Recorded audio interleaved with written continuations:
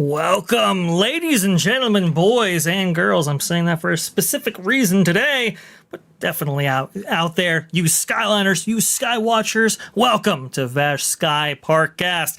This is going to be a very interesting show right here because we got so much to go over, so much to talk about. I mean, I literally have like 16 stories I could choose from right now. So I'm trying to tailor this show to our guests and obviously to the wonderful people out there most interested in viewing these theme park stories. I think it's super fascinating.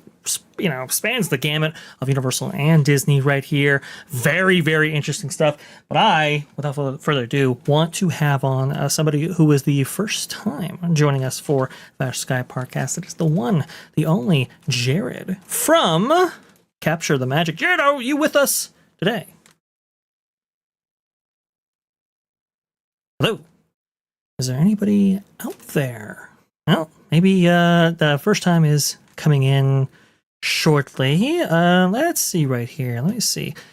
Am I even on screen right now? MJ, can you hear me? Yes, sir. You sound great. Okay. I just want to go ahead and make sure that everything is working right there. And I think Jared's coming in. Jared, are you there with us? Okay. I'm here. Sorry about that. I right before, when the intro was playing, it was skipping, and I was like, oh, I need to switch my internet, and then something happened there. But I'm here. Happy to be here.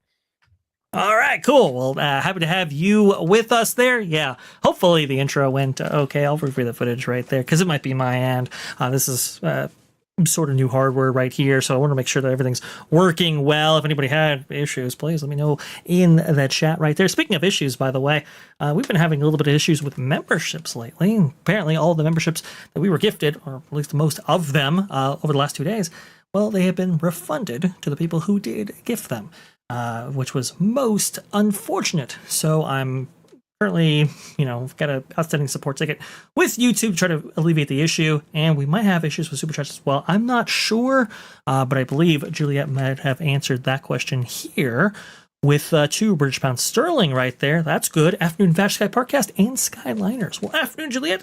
Thank you so much for coming on. One of our great moderators over there. Thank you so much. And Jared, thank you so much for being here. Awesome stuff right there. Because you're coming on for the first time, I want to go ahead and highlight your channel. I think it's actually wonderful. I think it's great. Where can people find you out there, over there at Capture the Magic? Yeah, thanks for having me. You've been on a theme park and with OG and I a few times. Always a good time. So happy to be here. You can find me at Captain Magic everywhere, including social media, YouTube, all that stuff like that. And just kind of talk about the latest stuff in theme parks and entertainment. And then my wife and I have a podcast called Capture Magic Podcast, where it's actually like theme park tips and things like that. So you want to check that out. You can see that over there on YouTube as well. Oh, fantastic stuff. I love Capture Magic a lot. I think it's a fantastic channel. The brand that you've showcased there, I think is really, really cool. I love being on Park Hoppin', which is just totally awesome. So, hey, keep on doing it right there. I think you're doing some really fantastic work, and there's no better person I could think of to have on for some of the topics that we have here, because it's rare that you meet somebody who could span the gamut between maybe current social issues, affecting the parks, which I think you'll know what I mean in just a moment. And also like Tony Baxter and, his stuff right there. You can definitely hang with those and approach those, I think, very, very well. But somebody returning to the channel who is a longtime friend right here, it is the one, the only Ron from Follow the Bradley's Fun, and straight from Germany, it's going to be Erica from Erica and Raph. Hello there, all. And last but not least, producer MJ. We got a full panel today. Hello, everybody. Hello. Absolutely. Thank you so much for coming. Hello, for coming Space Rangers. Yes, apparently that did open today, didn't it? Very interesting stuff. I think those wait times, 60 minutes still on the wait time app there for Buzz Lightyear Astro Blaster, whatever they call it. Oh, okay. I'm going to check that out actually, because check today. the carousel progress was down. So let's see. Right. Now I'm curious. So that might have been influencing some things right there. yeah. We also. Oh, go ahead. 45-minute wait. 45 minutes is not that bad. Oh, okay.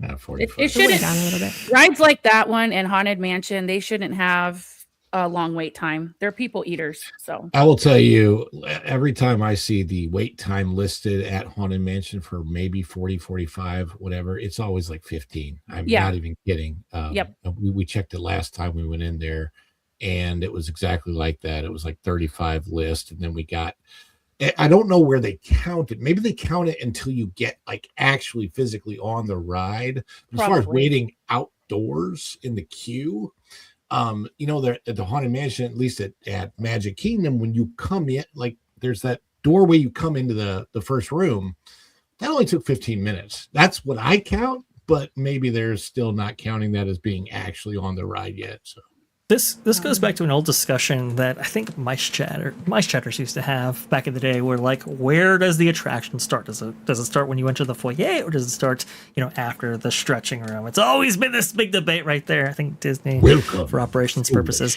mortals. If the queue line's awesome, it starts in the queue line, but it depends on the attraction on that one. Yeah, it depends on the attraction. So where do you guys think the ride starts at Rise of the Resistance? Because I think it starts once you board that first thing. Yeah, I think so too. Yeah, I mean, technically, absolutely, but like, you have so much pre-show at Rise of the Resistance. Like, it's yeah. I mean, how much time do you spend in pre-show at Rise? It's like at least 20 minutes, right? Like, I think it is. We timed it the last time we went. It was like 20 minutes for us once you're in the hangar and before you kind of get on the whole main ride. So Yeah, it was really fun. I did the solo rider, single rider line one time, and it was just really weird. It was like a 5-minute wait, and then all of a sudden this cast member comes to get us and takes us through this awkward backstage area into the room with Ray. And I was like, oh, that's interesting. but it was great. There were some really interesting operational things going on there with single rider and how they were trying to facilitate that, at least at Walt Disney World. They never did at Disneyland, which I thought was profound. But they did do something at Disneyland, and that was bring back Paint the Night for the 70th anniversary celebration over there. Well, now the celebration is just about, they usually go for 18 months, right? So we're kind of hitting the 1 year mark on that, I suppose. But they had a little trouble there with their recent performance of Paint the Night. Here you go from Walt Disney World News Today. Video, guest jumps on Paint the Night parade float during performance at Disneyland. This by Alice Kennedy over there, April 6, 2026. A guest jumped on the Cars-themed Mac float during Paint the Night at Disneyland. The incident was caught on video. That's no good. The Cars Electric Roadway Jam is one of the first few scenes in the Paint the Night parade. In the video, a guest is seen jumping out of the crowd and onto the step of the passenger side door. The guest poses for a quick photo before jumping off and joining the crowd again. The parade comes to a stop for several moments before a security team member enters the frame. According to the poster, Disney did find the person who stopped the parade, and you can see right here what that looked like. I want to go ahead and give a shout out to the person behind this. I think it was King B. I'm going to have to load up the Instagram, folks. Sorry about this. I usually have this up before. Yeah, King B Vision, just to make sure that we shout them out. Here you go. I'm not going to play the music just because I think it's copywritten, but you can see right there. That's no good. No. Do not do this. This is terrible. And you can see the Mac float actually stopped right there, so that's no good either. Jared, I'll go to you right here. There's always been a certain level of unruly behavior, right, from guests and people doing things that they're not supposed to do. But I will say the frequency, I think, of these specific issues seems to be going up a little bit. Maybe that's just the onset of social media, or do you think there might be, some kind of breakdown in society going on? I know it's a big question, but go ahead. What are your thoughts? No, it's a good point, because I think on one hand you could say everyone has cameras now, so anytime something happens, you see it. And then it gets put on social media. That's an argument. But then at the same time, I think more people do it because of that, because they want clout, or they want, they're doing some video or something like that. So it's probably a little bit of both. It's probably not as widespread as it seems to be as much, but I do think there's more people that just seemingly don't care about other people's enjoyment. It's all about them, kind of. And I think not to get real in a wide sphere, I think culturally there has been a shift as well, where a lot of people are more just about themselves. And I think that translates into theme parks as well. I'm surprised this wasn't Florida, because Florida man will do some crazy stuff. So apparently it's common on the West Coast and the East Coast. But yeah, I just shake my head. It's just, is it worth getting kicked out of the park to get like a 2-second photo op on something that you could probably just use AI to put yourself in front of? And when you get home, that's just a good point. Yeah, true. That's a good distinction right there. Ron, you're out there in Florida. Have you seen more unruly behavior? I know you used to work at the parks and so forth. Your thoughts and experiences on all this, please. Well, yeah, at Epcot, when I was working at Epcot, I had plenty of people toss in front of me. Well, it was absolutely gross. But as far as this is concerned, I haven't seen anybody. I was thinking, man, this guy heard about his friends jumping on the Disney bandwagon, really took it literally. Don't do that, people. That's not what that means. As far as Florida is concerned, interestingly enough, Universal actually has an experience where I think there's like a dinner experience or something where you can actually get on the float for Mardi Gras and be part of the parade, and it's all sanctioned and it's okay. So by the way, it's awesome. It's the Mardi Gras parade. We've done it like 4 or 5 times. It's a great time. You get to throw things at people and they encourage it. Universal is a whole different ball game when it comes to parades and interactivity with the guests, and it's just Disney is more presentational, more show. But here's what I have seen. I haven't seen parade disruptions with like little kids running out in front of parades and stuff like that. That happens all the time. I haven't really seen any guests trying to get on a float in a parade.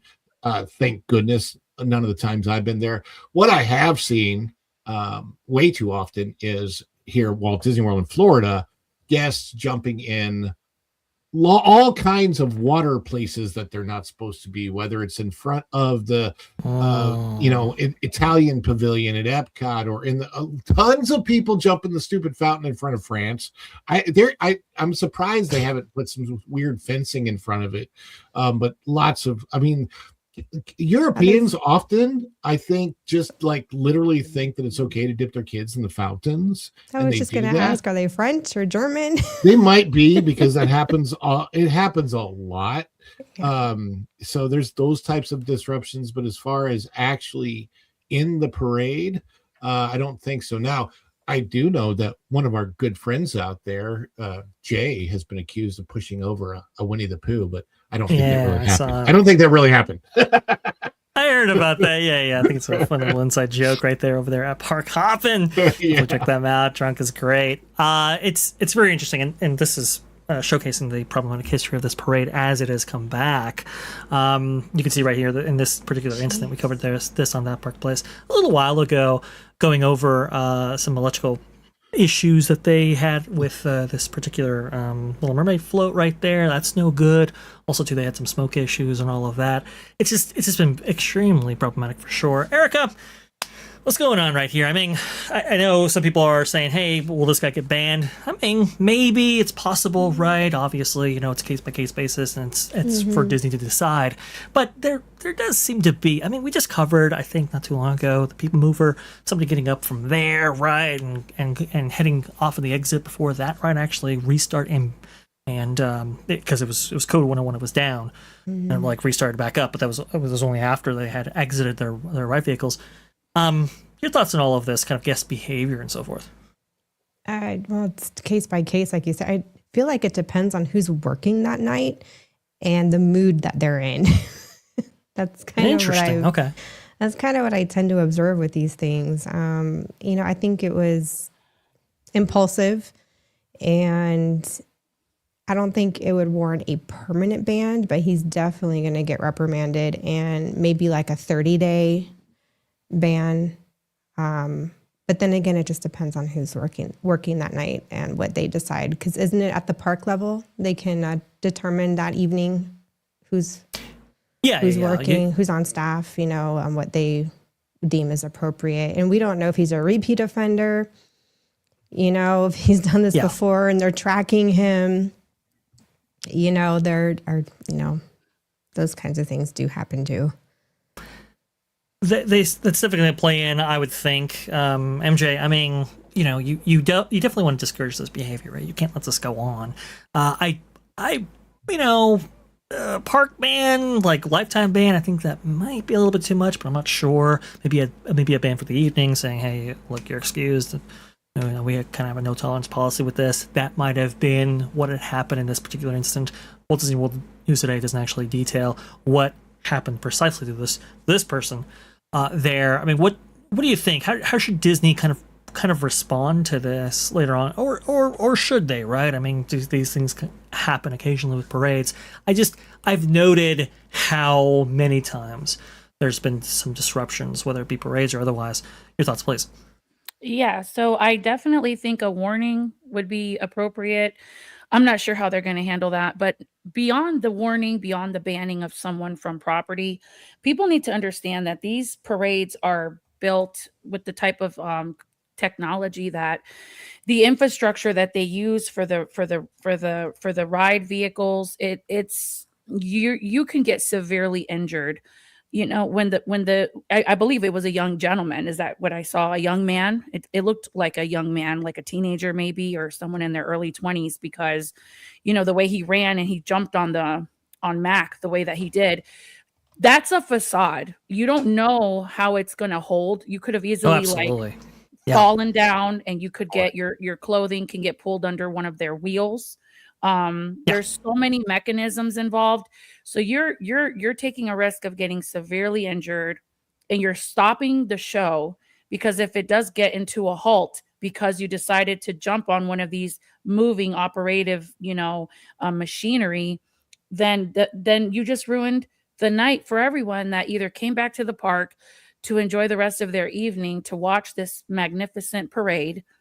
So, it's not just the selfish, movement of, oh, let me pose for the camera, like Jared was saying, like you could do this with AI if you wanted to afterwards or whatever. They even have a photo opportunity, I think, certain times of the year with some of these floats that they use in the parades, but there's so many mechanisms involved with this, electricity, wires, cables, anything can go wrong. And like I said, these are trained performers, and they know what's going on with the machinery of the floats. And I just highly recommend that no one were to ever do that.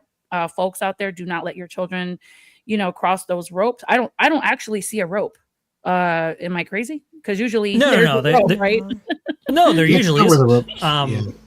Yeah. There usually isn't. At least for areas in which people can actually sit down and view it, there usually isn't a rope present. There's a rope present in some places, maybe with some nighttime activations, as they call it now, in theme park lingo right there, but not with this particular parade over there at Disneyland. Very, very interesting stuff. I just see this more and more now, and I just, I think the clip that we have actually really, I think it's apropos here. Remain seated, please. Permanecer sentados, por favor. Go ahead, Ron.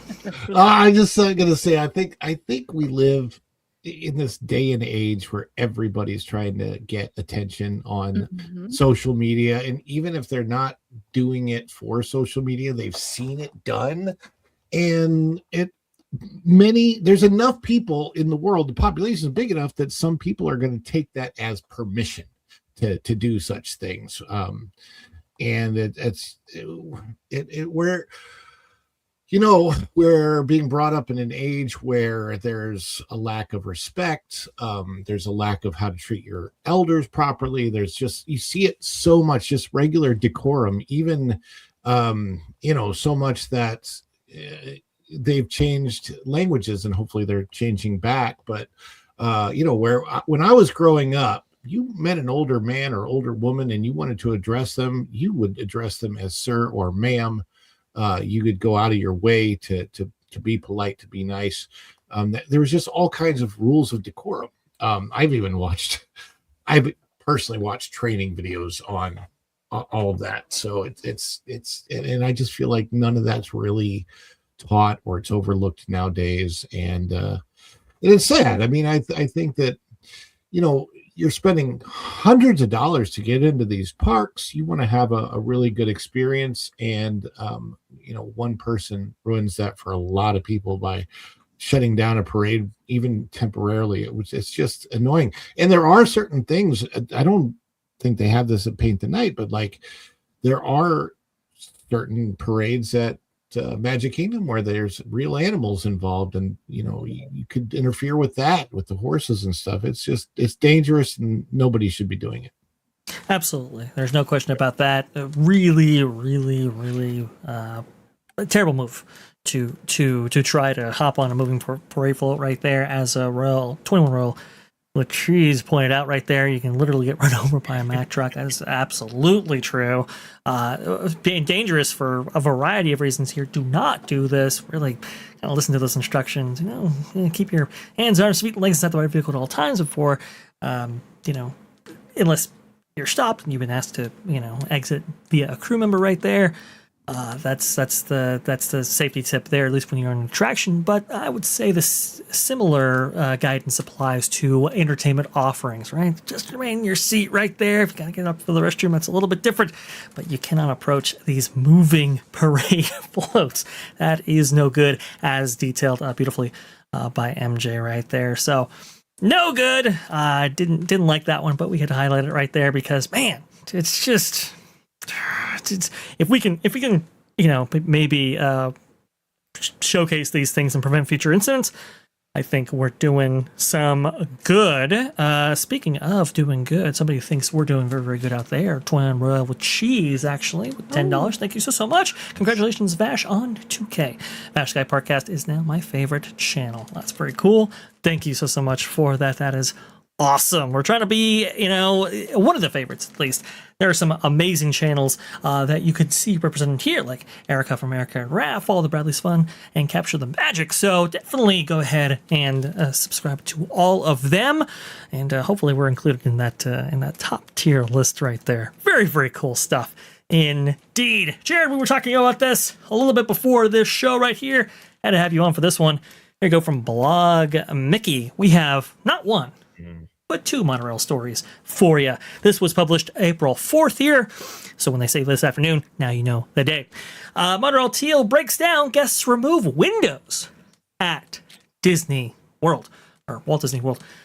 This by Mike over here. Like I said, Blog and Mickey. This afternoon, Monorail Teal broke down and required a tow back to the station. A reader sent in photos of the monorail being towed back to the Transportation and Ticket Center. It also looks like several windows were removed, likely by guests seeking some relief from the hot cabin temperatures. You can see right there what that looked like when it was actually being towed back. Taking a closer look, we can see the maintenance cast members on the monorail tow as the vehicle is pulled back to the Transportation and Ticket Center hub. A number of windows are missing, likely removed by guests. Windows on the monorail are removable in emergency situations. It's likely that whatever caused the monorail to break down also led to a loss of power to air conditioning. Even if the air conditioning was running, it's not uncommon for the AC in the monorails to be less than ideal. There was also some more information provided by Walt Disney World News Today.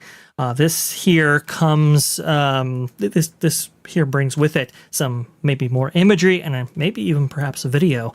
Monorail Teal suffers breakdown on Epcot line. Trap guests remove windows here by Austin Houghton. I believe April 5th, 2026. This is no good. Critical failures are rare on Walt Disney World monorail system, but not impossible, as some guests discovered during this Easter weekend when Monorail Teal broke down. You can see right there what that looked like. Them taking out the windows, no good. Jared, this fleet right here is long overdue for replacement, right? I believe when you look at the interval between, I want to say, the fleet of monorail, what were they, 4s from 6s, right? It was very kind of a relatively short window going from the original classic monorails that Walt Disney World originally had back when this resort opened originally in October 1st of 1971. I think they're like 2 times past their date of expiration, and yet we get these little maintenance things that maybe rehab the interiors of the cabins and so forth, and they try to get a little bit more life out of these. But I gotta think that the quick fixes might not be holding up for long. What say you? Yeah, I've had this question about the monorails for years, looking at, like, I think these are since, like you're saying, 85, like they're well past their expiration date. And how long can you really hobble these things along? So before COVID, my dad was a Disney bus driver, so he did tell me about like some of the maintenance stuff. And I guess even at that time, the amount of maintenance they were doing on the monorails was very, like, a lot, because they're just so old. But then I've also wondered, I think it was 2019 where Bob Gurr even said they were gonna get new monorails. Like, that was gonna be a thing. He was out there talking about it, and then obviously a bunch of stuff after COVID happened and that got cut.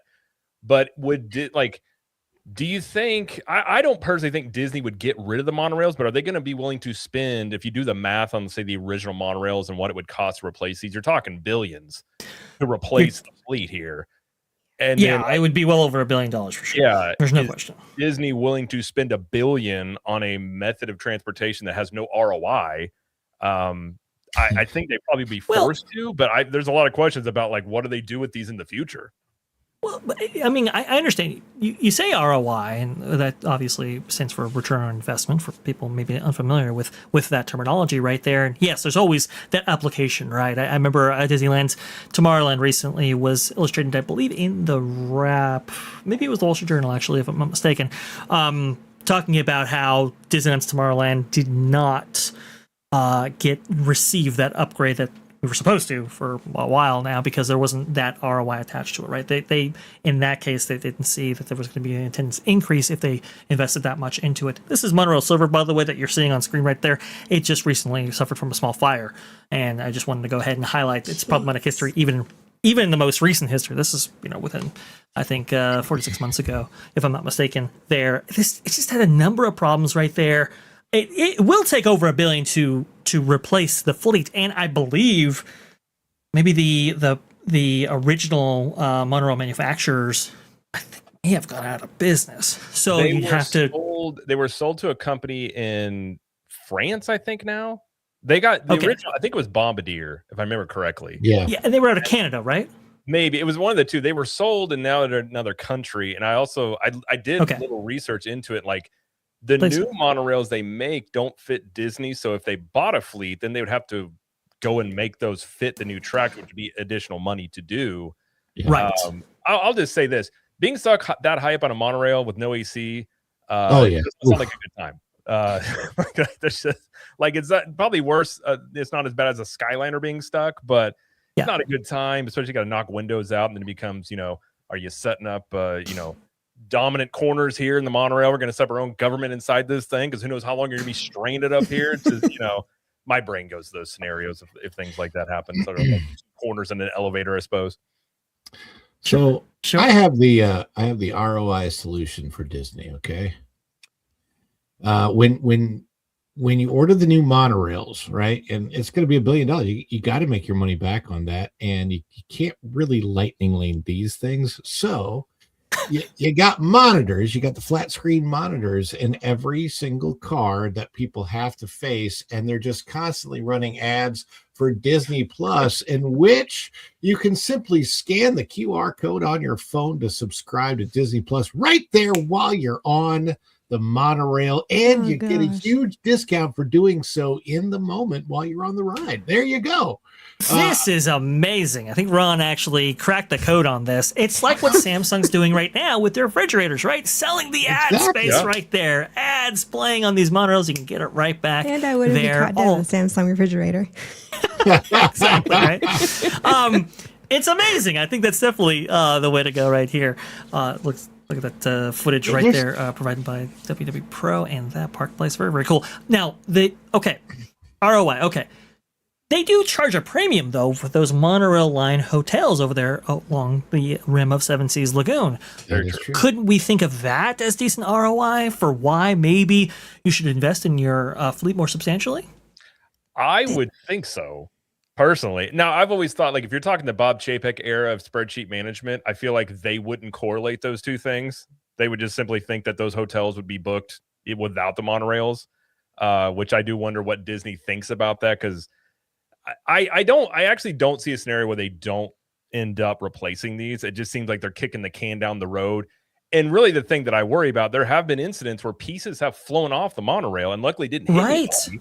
But if it did, I mean, that's a big scandal that would happen. So it's like, is this going to be an issue until something really tragic happens before they're forced to do it? Because Disney's they're not known to be the most proactive company out there. That's the worry I would have with this, of like, are you just waiting for, you're kind of sort of playing with fire here until something does happen that forces your hand. Has anyone besides me seen the maintenance building for these? I've driven by it. Yeah, I've seen it. Mm-hmm. Okay. Yes. I just wondered, it was something, obviously I've been, spent time as a cast member, went to Disney University. I've been by the building on numerous occasions. Huge, I get a little bit surprised.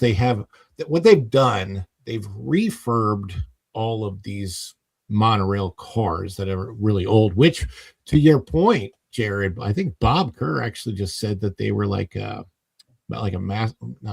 duct tape. They were like duct tape.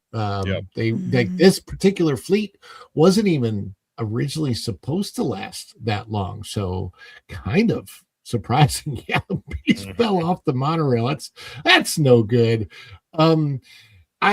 It's weird to me going to Walt Disney World now, where the Skyliner seems like a somewhat more futuristic, if you will,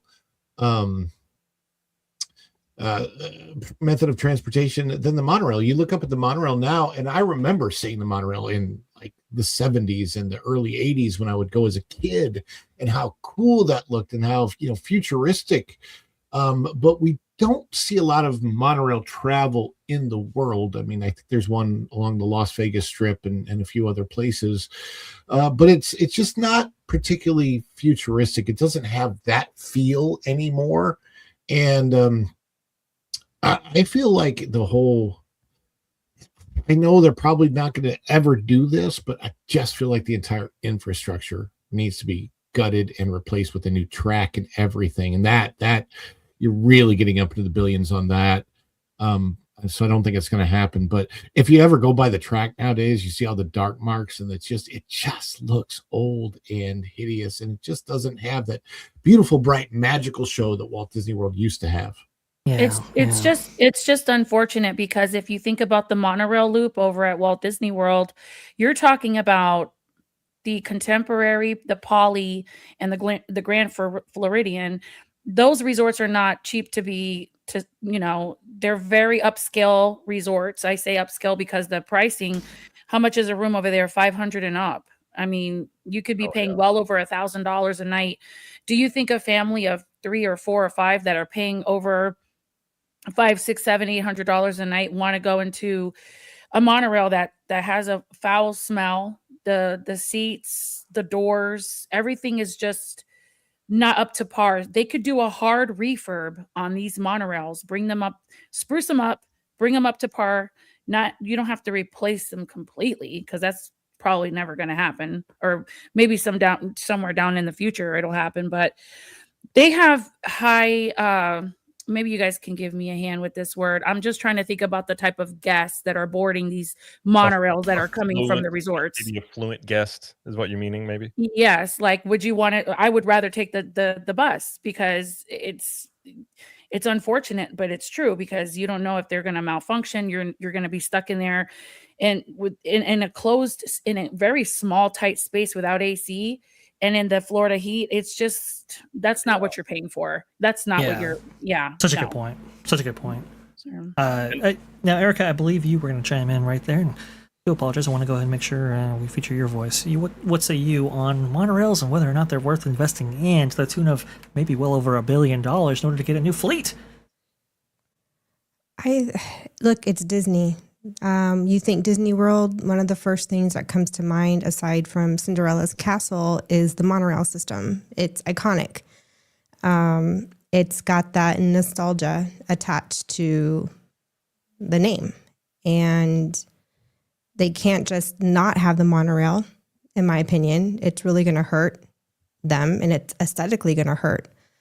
I think eventually they will be backed into a corner, and they will have to do something. And like you guys pointed out, it could sadly result in something tragic that forces them to have to borrow that money, to do what they need to do.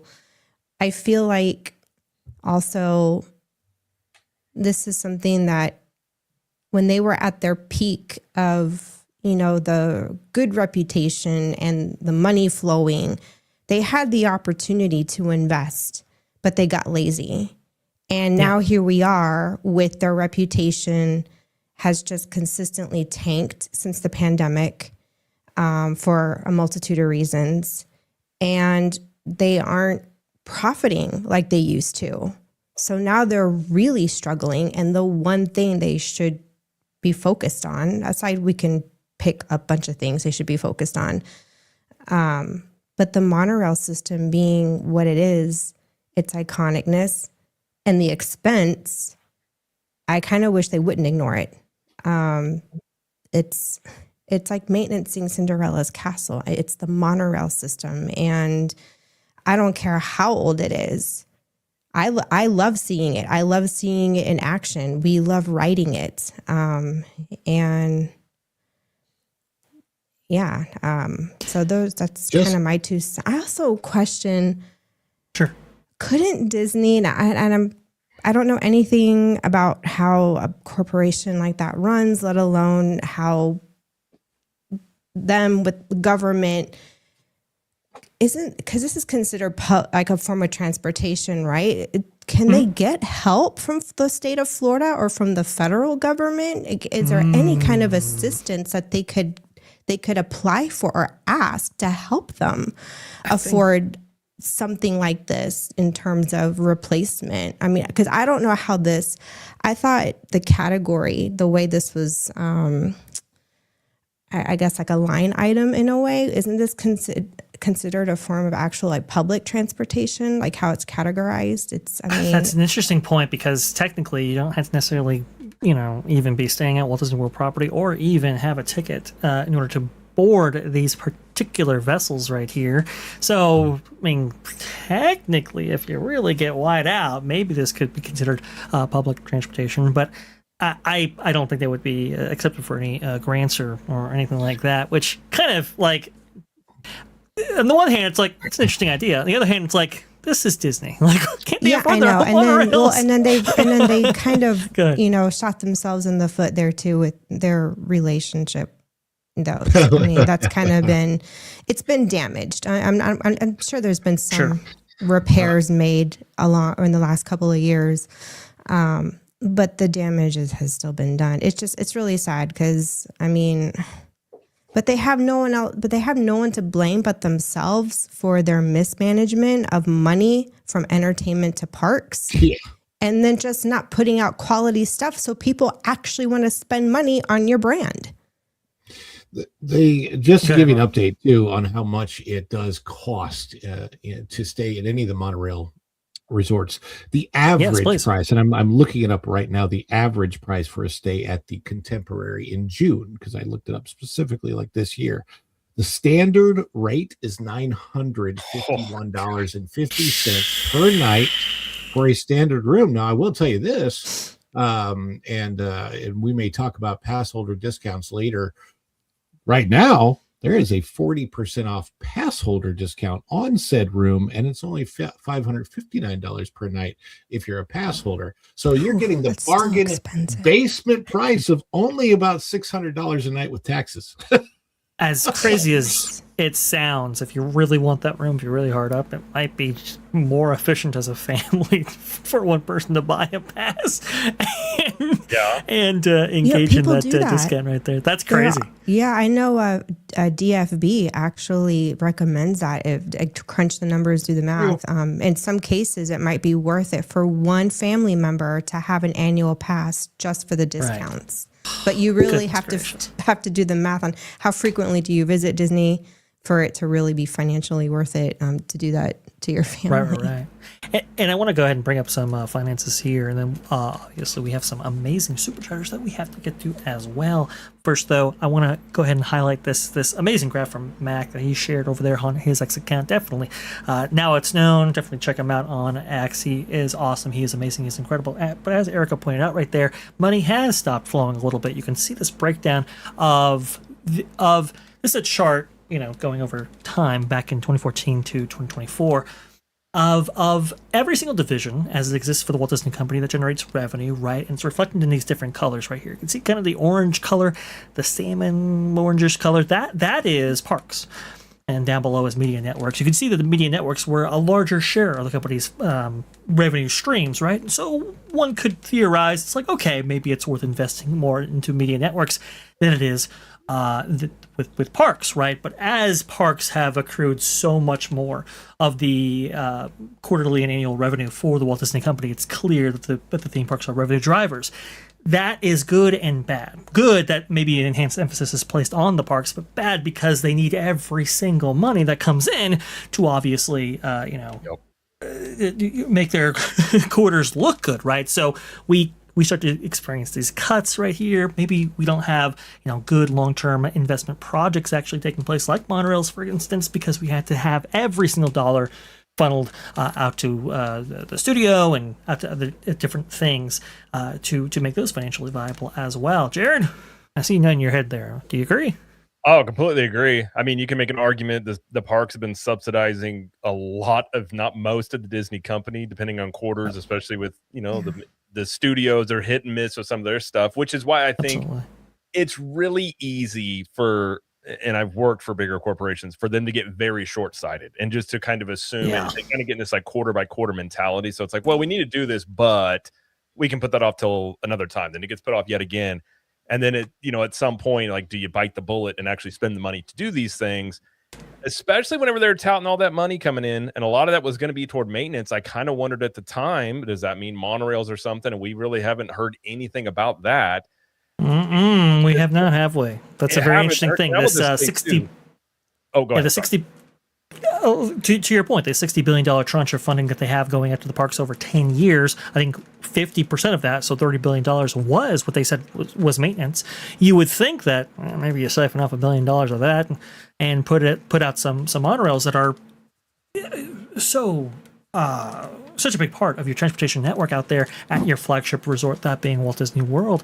And yet we definitely haven't heard anything about that, to your point, Jared, and we definitely haven't seen that. It's most confounding. Well, and the price at least they're charging for the rooms, like sure. Ron was saying, you're paying almost $1,000 for Contemporary, and part of the reason you're paying that much is because of monorail access. Yeah, it's a really bad first impression when you get on those things. Like, they clean them up from time to time, but you get on those things and it doesn't necessarily scream luxury. No. I'm not going to say they stink. They always stink. They stink. Yeah. Some worse than others. Yeah. Yeah, exactly. That is such a very interesting. The worst part of the Contemporary, though, is even worse than that. If you, and I've seen vloggers who this has happened to, and they get really mad about it, and they do a video about it. Is the Contemporary has a section that is not part of the main building that looks like 1970s apartment buildings, and some people get stuck in those. They go to check in. Oh wow, they plan for years in advance. They spent $1,000 per night for the room ahead of time, and they go to check in. And they're like, "Yeah, you're in this building over here. You're not even in a room where you get to see the monorail come through." And you're like, "What is this?" Because a lot of people they don't know. I mean, you see the Contemporary, you see all the shots of it, you see all of the video and the pictures and everything. Nobody ever sees those buildings. They're not certainly not highlighted. Yeah, and they're awful looking from the monorail, and people get real. I mean, I would be miffed. I am surprised they even still have those units. Are those units aren't some of those units like ADA, like accessibility? They might be. I don't know. I just know every building has to have ADA accessible rooms, no matter which building you're staying in. That's a requirement by law. But yes, I just want garden wing. Yep. Yeah, but like you said, Ron, imagine going for the first time, unless you're a person that's been going for like years and years and years, and the Contemporary is dear to your heart, and you just love sitting down there at Chef Mickey's or the other restaurant and just sitting there and just watching the monorail go through. To the newcomers, it's not attractive, and it's not screaming luxury whatsoever. So yeah, I agree with you guys 100% on that one. On the lower right of that picture is the garden wing. Was it cast member housing at one point? Is what those were? It might have Maybe. That's interesting. I never really looked at the history of the garden wing specifically when it comes to Contemporary, but you might be right. You're very fascinating stuff right there. They're so ugly. Yeah, in the 80s probably, or the late 80s, early 90s maybe. Yeah, probably. Yeah, and you got to think. I mean, you can retrofit these buildings, but again, when you look at old historic structures before 88 was actually passed, sometimes you get these really kind of weird issues in which not everything is as ADA compliant as it possibly could be. That's very, very interesting stuff as well. I want to go ahead and highlight a couple of super chatters because, man, they have been unbelievably generous, and we don't want to miss any of them and their amazing support for this channel. Here you go from Just a Dutchie with €5.99. Just hopping in to say that I'll be AWOL for a while. That's unfortunate, but I want to share my departed uncle's wisdom with you, and for €59.99. Thank you so much. Very much appreciate that. These are there are only two people who can be truly proud of you, not your friends, your partner, or even your parents. One of them is one is you at 7, full of dreams, and the other is you at 70, full of memories. They are both watching you. Make them proud. Super cool. Just touchy. Thank you so much. You've been unbelievably supportive for this channel, and I want to go ahead and I'm going to try to reach out to you on X right there, so that we can go ahead and arrange something to showcase you. I think maybe part of the members only stream. Maybe we just had our first with Vash and Vixen over there, and a lot of fun. A lot of fun. People really enjoyed it, so we're grateful for that. I will say, very interesting stuff. So somebody's reported back to me and said, "Hey, I can't become a new member on your channel. I can be a member on another person's channel, but I can't be on yours." We are having some really weird things happen with memberships right now. We're trying to sort all of that out. But hey, any support is greatly appreciated, and we'll still have those member-only streams for people who are actual members currently. So thank you so much for that. We'll try to get everything figured out. I'll update everybody via community posts and everything going on the back end. To Neil the 10th, thank you so much for your patronage. $5. Maybe they can offer up charges to reduce the amount of time stuck on the track, or offer to be stuck above a field instead of the alligator pit. Yeah, exactly. So maybe we can do something about, the atmosphere of being stuck in the short term. Maybe we can do something like that. Little show in the middle of the monorail or something. Yeah.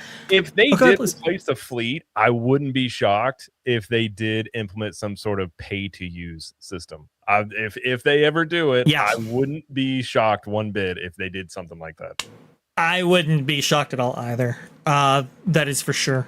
Jared, I'm surprised at how much resort infrastructure there is that you can engage with without a charge. Mm-hmm. And we're starting to see some things. Now, I understand it's the busy spring break season, and we don't think that this is going to be permanent. But remember, the transportation changes related to Disney Springs, and utilizing those services if you're not actually staying, that's been removed from what we understand temporarily. But it definitely made some news and headway there. I can foresee a lot of things happening in this realm, so keep an eye on that for sure. But thank you so much to Neil for that. Ken Reinhardt with the $2. Monorail is the past's transport of the future. So true. But I think it's really cool, though. I think it's really great. Again, to your guys' point, it can be a little bit odor-filled, at least Walt Disney World's current monorail fleet right there. But they used to clean them more often. Wasn't it like before they would actually go in and clean them every night, vacuum and wipe down back in the day? The cleaning might actually be part of the... I think that the weird smell on the monorail that I always get a sense of is whatever they use as a cleaning product. I've always felt like that, because I've gotten them on a first thing in the morning and they smell... It's not a bad, horrible smell. It's not like bad BO or anything like that. It's just, it's a strange monorail smell. And I think it's something that they use to clean the monorails with that just has that lingering, whatever it is. That's just my thought. It's kind of like your grandma's house. It's got 40 to 50 years. Don't really know what it's just developed its own scent. Don't they have like a candle now dedicated to the scent of the monorail? Is that like a personal attack or something?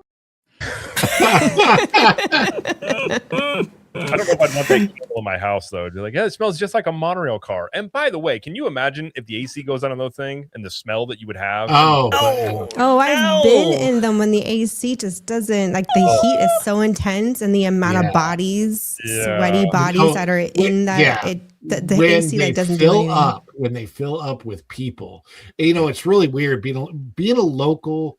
I live 15 minutes from the parks, from Disney World. So I'm out there pretty often, and I've been on the monorail so many times.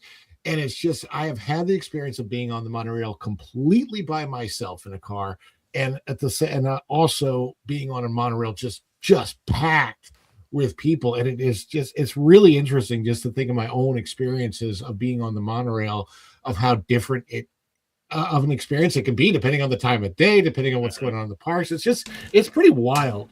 But yeah, it's not too often that they're packed with people, and obviously jam-packed at the end of the day, right after the last fireworks show or parade, or the beginning of the day when you're trying to get out from your resort. But middle of the day, 2 o'clock in the afternoon, 3 o'clock in the afternoon, you can just like get on the monorail and go for a ride into the Epcot line. I have literally got on the monorail just to ride the Epcot line around so I can get into the park and see the park from the perspective of the monorail line, because at Disney World, Epcot's the only park the monorail goes through. It's not like it's actually an attraction like it is at Disneyland, which is, to me, the Disneyland monorail in some ways is way cooler. Yeah, the Disneyland monorail is pretty cool. I will say, Disneyland monorail, the disadvantage that it has with the Walt Disney World monorail, I guess there are a couple, but one is its small size, but two, we don't have air conditioning. So the problem is that the monorail has to be closed during the summer months, during the hottest parts of the day. A lot of people, forget about that, which is, very, very interesting. But yeah, they do not have air conditioning. When they bought monorail, the Mark 7s, that's the current fleet right there, didn't buy it with air conditioning. So that's most unfortunate. That additional package. They're just like, we're good. It's not that. Yeah, we're good. It'll be fine, Jared. Don't worry about it. And they've had operational problems ever since. Space Dave 2000 coming in here though with the Canadian $2. Never have a problem with him. Iger only saw the parks as piggy banks for him. Yeah, I absolutely 100% agree. It just would funnel so much cash over to that side of the business right there. Not good at all. Definitely appreciate that, Space Dave. And hopefully that changes into Josh tomorrow. We'll see. Erica and Raph over there. Welcome to the Sky Watchers. Thank you so much for being a member. I feel like I missed the announcement at some point. And I'm like, wait a second. We have memberships now. We got memberships. Hang on a second. Yes. That's cool that you were actually be able to be a member. So that's very, very good. Yeah, that was another thing. I wanted to test it. I wanted to see if it would work for me. So it did. Cool. That's really good. Now, are you on iOS or are you on Android? Like, how do you do that? I did it through my computer, and it's just linked to, because YouTube is Google. Right. And it's got my card information already in the system. Okay, because I'm seeing that on iOS, the price might actually be higher, and there might be more complications with that. I'm trying to determine what is affecting us so that we can go ahead and overcome those issues together. But thank you so much for testing out that system, Erica. Very much appreciate you. And Dumb Old Bear coming on in here with the $4.99 British pounds sterling, I do believe. Vashua. Well, thank you so much. If you've been watching me for a while, you know where Vashua came from. I love that name, Dumb Old Bear. It's cute. It's so like Bear Jamboree. That's right. It's Yes, folks, we only have high-class stuff on this show. That's right. Dumb Old Bear. I love that.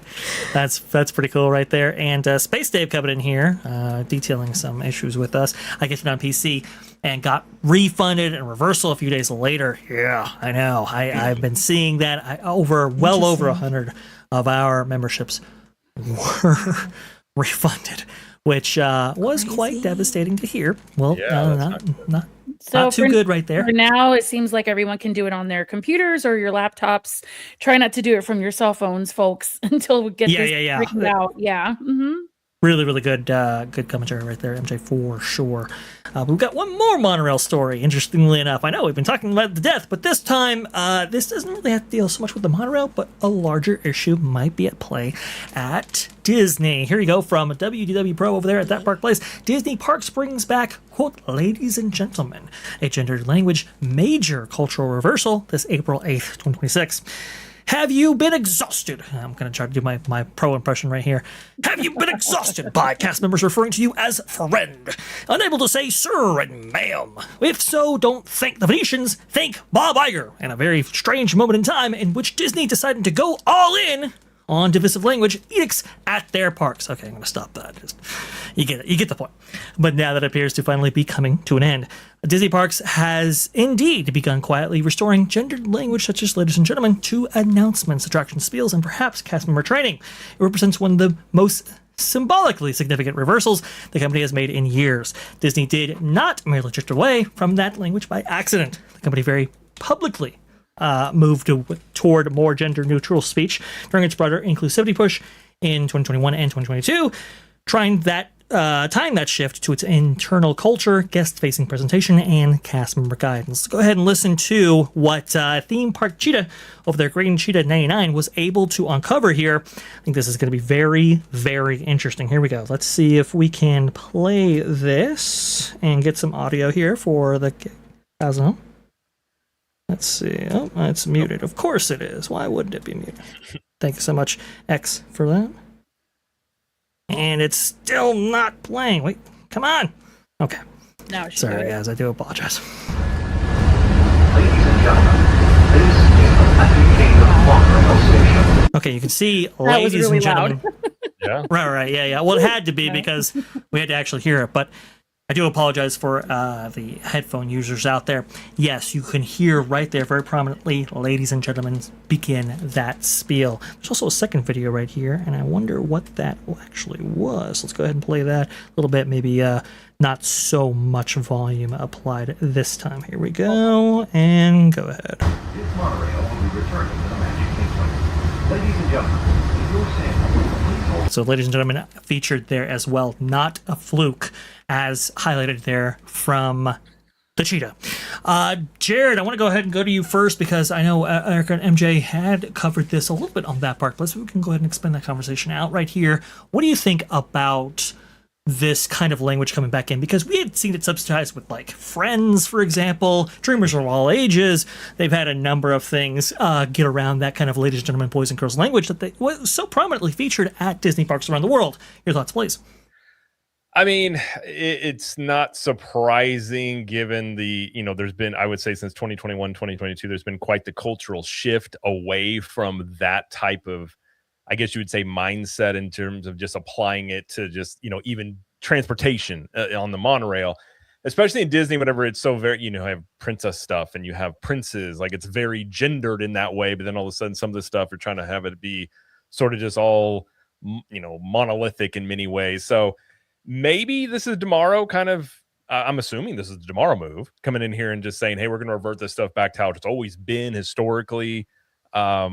It's one of those things when you're on the monorail, like I can't actually think, like I'm not paying attention to the announcements because I've been on them so many times, but I think it's just one of those things where it's, it's a good, return to form. Like it's just something I never thought probably 10 years ago to see a headline and be like, oh, we're going to say ladies and gentlemen again. It's like, what? We couldn't say that before? Like, well, apparently we couldn't. So I'm happy to see it. Hopefully that means there's more things going back to kind of how they used to be, which I think some people have some hope maybe in Tomorrow that he is going to return the parks a little bit to some of the things that, especially I would say pre-COVID were better about the parks. But yeah, I mean, maybe this, this isn't a huge thing necessarily, but it could be indicative of more things coming potentially if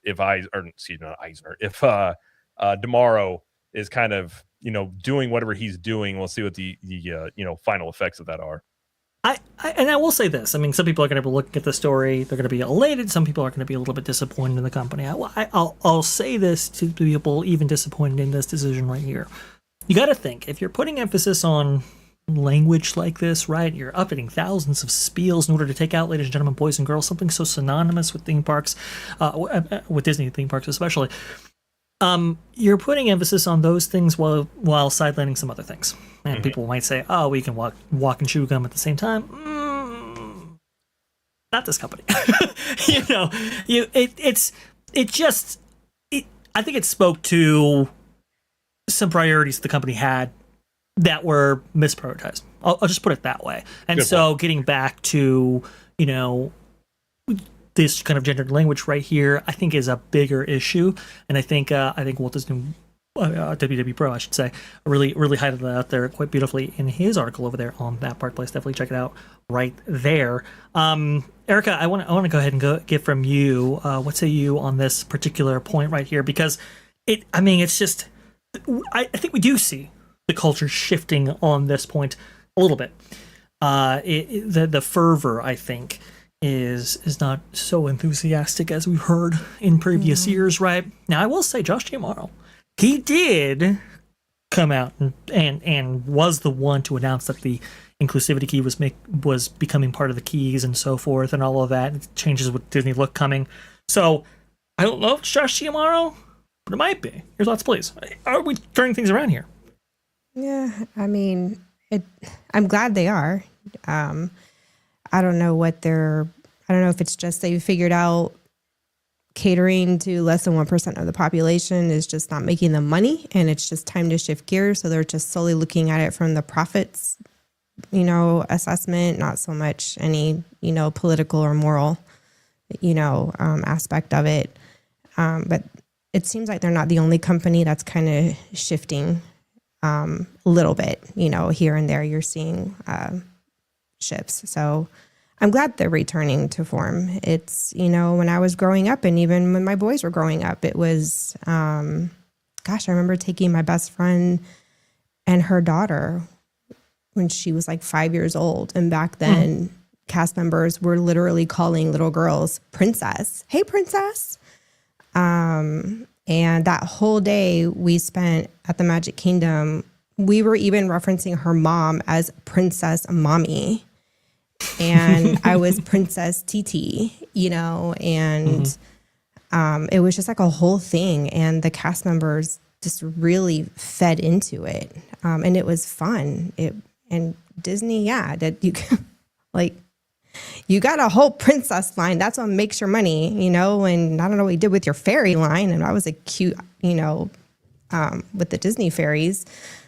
But yeah, they are largely very, a lot of us girls, we like our fairy tales, and Disney's, that's just kind of that they've made a name for themselves there historically. Yeah. And there's nothing wrong with leaning in to what put you on the map to begin with, in society. It's like, just lean into it. If people don't like it, well, there's plenty of other things in the world that I'm sure they enjoy that they can put their money into.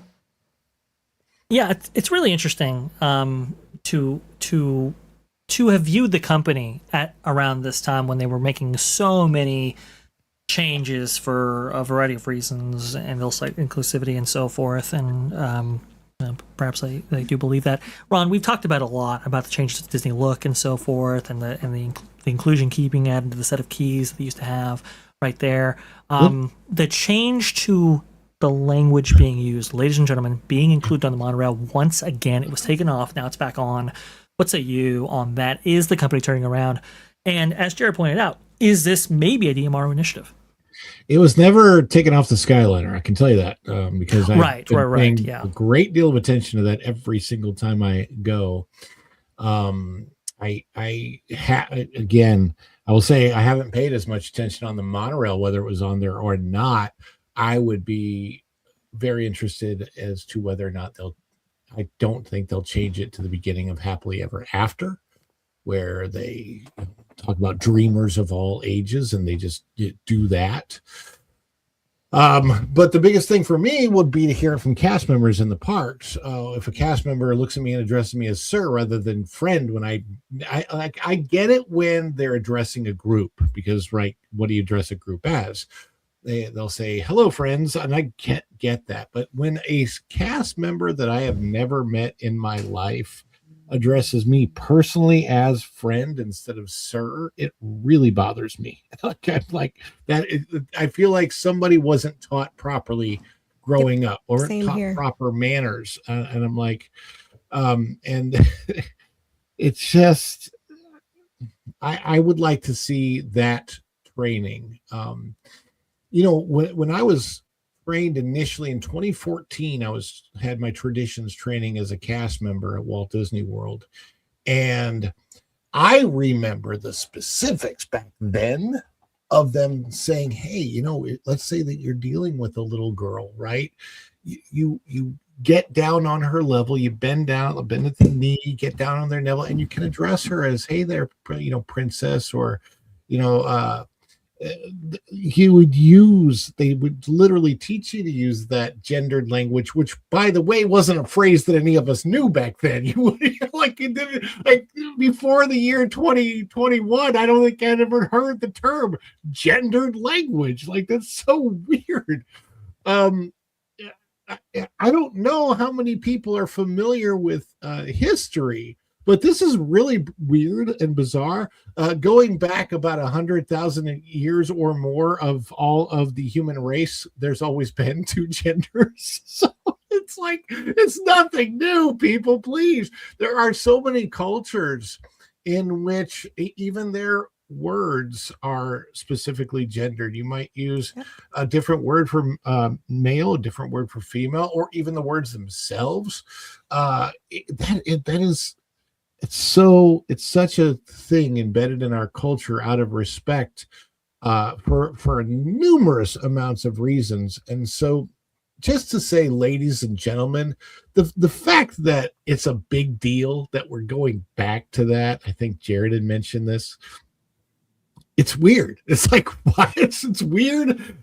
It's weird to think it's a news story that we're actually having to highlight the fact that we're going back to using what most people, I think, would consider normal language, and only a very small few would be offended by anything else. So, beautiful shot of the tree of life there, though. Absolutely. It's kind of presumptuous to always say, like, it's like that old adage of like, don't presume we're friends. Like, it's calling another guy pal. It's like almost like, and it's like, what's your problem, man? Like, when they called you chief or something, you're like, that's a really, like, you're escalating the situation at this point. Yep. So Jared, just to like so the different training that I got in 2021, 2022, when I was working at Disney was, and literally there were powwows about this, like meetings before work where they would talk about, so we want you to try and avoid, terms when you're talking to people that involve any gender whatsoever. So like, if you're talking to a group, don't say, hey guys, I'm like, are you freaking kidding me?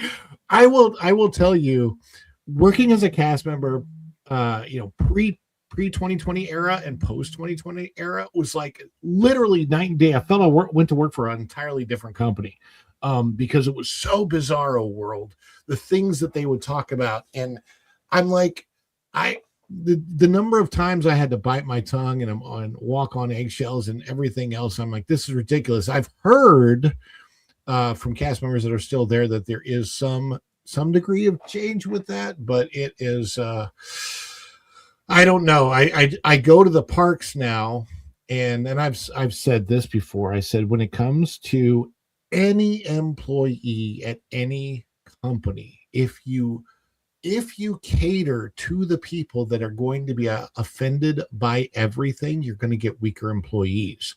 When I first went into the work world, this is a young person, a long time ago. First of all, we were taught to be respectful of everybody, yes, but at the same time, as an employee, you dealt with whoever you had to deal with in the public or a fellow employee or whatever. You dealt with them one-on-one. You did all that stuff. It's like a different age, and you had to be a strong person, which made you learn how to be strong and to be a better employee, better servant. Nowadays, I just see this younger generation that have what do you call it, the award for showing up generation, or the participation award generation. Right. They're so offended by everything, and I just don't think they make and I'm talking about across the board, any company, not just Walt Disney World or Walt Disney in general, but any company. They do not make very good employees, and they're not great at customer service. And we need to have that emphasis put back on strength for people in the workplace. Look, if you get offended by something or something catches you off guard, deal with the person directly, or learn how to deal with it, or come up with, like, ignore whatever. Don't be so wishy-washy and wimpy and all of the stuff. You got to be a strong, good person who's willing to serve everybody, regardless of how they make you feel. Yeah, because there's a certain level of selflessness that comes with customer service or guest relations, right? And in a increasingly narcissistic culture, it's quite short supply right there, which is very, very unfortunate. Maybe Disney was responding to a couple of these things that maybe they felt were going to be problematic in the future. Not sure on that when it comes to gender language and so forth.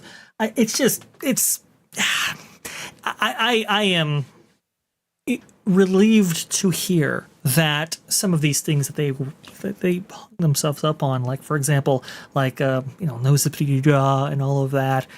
Maybe some of those things might be starting to be eased, but I'm really not sure. MJ, go ahead and leave you with the final thoughts right here before getting to some of our super chats here. What say you on this particular topic?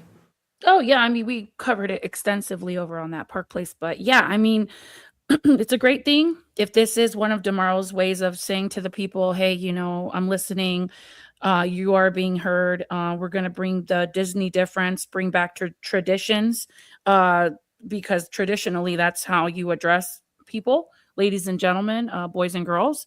It's respectful. This is the way society is supposed to be. If you don't like it, don't go to the park. Sorry. I love that. Well, that's just how I feel about it. If it's offending you, if you identify as a bird, I mean, just I don't know. It's just such an aggravating thing because it should have never been taken away to begin with. And they realize this now. It only lasted a few years of them having this gendered language. Like Ron said, that didn't even exist. That paraphrase didn't even exist before 2021 or whatever that became a thing. I mean, and I'm not trying to be disrespectful to anyone, but this is just the way this is Walt Disney World. This is not, such and such world of place of whatever. This is Walt Disney's world. And he created this with the traditions and the American heritage. And if people don't like it, then they don't need to visit. And that's exactly how I feel about it. Sorry, not sorry. Well, no, I mean, people kind of forget that history there, MJ, to your point, right? I mean, and the hard facts that created America is embedded in the opening speech for Disneyland right there. And people forget how connected this place was supposed to be towards Americana. Traditional values and everything else. So people, it's baked into the history right there, whether you like it or not. So it's definitely worth bringing up here for sure. Thank you so much, MJ, for that, and thank you so much to Juliet gifting one VashSky Park Cast membership out there. You are now a Sky Watcher. Thank you so much. I think it was Pinecone 6 who got that. So enjoy that. Like I said, we have members only streams. I believe at 3 p.m. Eastern on Saturdays right now. So that's pretty cool. So definitely get your membership perks in on that one. And we have Space 2000 coming in here with not only a Canadian $2 right here. Magical Express's return would be a good first start. Yep. I do agree with that. Yep. That would be very cool. I never... Oh, Jared, go ahead, please. No, I was going to make a joke and say, do you think we're going to get a tomorrow I haven't been the ally you asked for speech after this? Apologize for not being the ally that you needed me to be. There you go. That's the one. That's the one. Going back above Chip. Oh, deep cut right there. I'm sorry that, yeah. This could be a good year you got or more. A checklist here, and he's already getting 1 point for the ladies and gentlemen coming back. You're getting your checks tomorrow. Yeah, that's true. I just wish so many things didn't fall down around them, like the Baxter, for example, OpenAI, Epic Games, and more. So we'll have to bounce out those checks coming in. To deal with, yeah. Yeah. Space 2000 though coming in here, not just with the super chat, but also gifting 5 VashSky Parkcast memberships, and they were successfully distributed. Yes, I saw that. Izzo, congratulations to Izzo's place. I saw Izzo got one. I don't know who else got one though. I am so relieved to see this. It's happening. I can't tell you. It's happening. So that's cool. Thank you so much. I know. I feel like every time I say that, it's like E.T. I picture the whole scene from E.T. It's happening with E.T. and the in the forest. That whole scene. Yes. Yeah, I remember that scene. Yeah. Yeah, exactly. John, MKI Train, I do believe, coming in here with the question, that's not okay. Will you go to D23 this year? For me, absolutely not. I am done with D23. I've been done with it since 2011. That's not changing anytime soon right there. It's just, I went 1 year. It was such an incredible experience. I got to meet somebody who is my favorite Imagineer, which we'll talk about in our next segment, actually, and is the reason why you probably clicked on this video, seeing that thumbnail right there. that was pretty cool. Got to see Richard Sherman, Alice Davis before she unfortunately passed right there. Got to sit behind John Musker and Ron Clements going over the Disney Legends ceremony, right, with all of those Disney princesses being honored. It was so cool. But never again. I have no desire to go. Like OG asked me if I was planning on going. I was like, if I was out in California and it was going on while I was there, maybe. I'm just not big on like large crowds. Don't bother me, but it's just like I can get all this information on the internet. It's kind of like sporting events. Like I'm not far from Jacksonville Jaguars, and I got invited to some games for free, and I'm like, I'd rather not spend my entire Sunday just like hanging out in a parking lot and then going to watch a game and then be home at 6 o'clock. I was like, I'll just watch it at home. Like it's just, you can watch Jared. You can watch the Jaguars lose anytime. So exactly, you can watch them mess it up in the last second all the time. Oh man! Every time I hear that, I think of that. What was that television show about the afterlife? The Good Place. Oh, yes. Because that one character was always talking about the Jacksonville Jaguars. I haven't watched it in a few years, but that was a whole thing. I'm originally from Missouri, so I'm a Chiefs fan. So I'm from Missouri as well. Hated which I get because we were bad. I'm from the other side. I'm from the St. Louis side. So okay, see, I'm a Cardinals fan. I went to Cardinals games all the time. Yeah, that's still my baseball. Oh wow. Yeah. Okay. We may have run into each other at some point in time. It's possible. I have a Cardinals jersey I'll wear, and I was going there in the parks the other day, and one of the bus drivers was like, "Go Cards!" I'm like, "Oh, you can always tell when somebody like knows Missouri because you wear that. You usually get comments." My wife and I joke because my wife is from Barquisimeto, Venezuela, right? But here's the interesting thing about that. So I'm from St. Louis, and our baseball team is the Cardinals. In Venezuela, baseball is also very big, and her baseball team is the Cardenales. So we both come from Cardinals baseball team hometowns. That's awesome. Wow. That's really, really interesting. Cool stuff right there. Love the sports talk, right? So many people don't know sports. But it's okay, though. I love it anyway. There's been a lot of conversations. There's been a lot of chatter about some hot takes from former Imagineers with the company. We've highlighted Jim Shaw multiple times before. He has a YouTube channel, actually. Definitely go ahead and check him out. Very interesting stuff that he brings to the table right there. But he recently had this X post, which is pretty emblematic of Jim Shaw. The garden in the middle of Future World looks like a standard business office park. It's nice, but just just nice isn't good enough for Epcot. Do agree with that. This by April 7th, 2026 here. I'm sorry, I have to chime in and I have to disagree. I have to 100% disagree with Jim on this. It does not look nearly as good as a standard business office park. It looks. I'm sorry. Just like. Can we also talk about how clearly Future World was designed in California by people who didn't understand the Florida climate? Because like that area is nice in the fall, but the minute they built that, and my wife and I walked into it, I was like, metal seats and no shade. I'm like, who in the world is going to work out here in a scalding heat? Now, Jared, hang on there. We do have that beautiful, amazing, full of life and coolness, the Fountain of Nations out there. It's just brilliant. I mean, we do have that.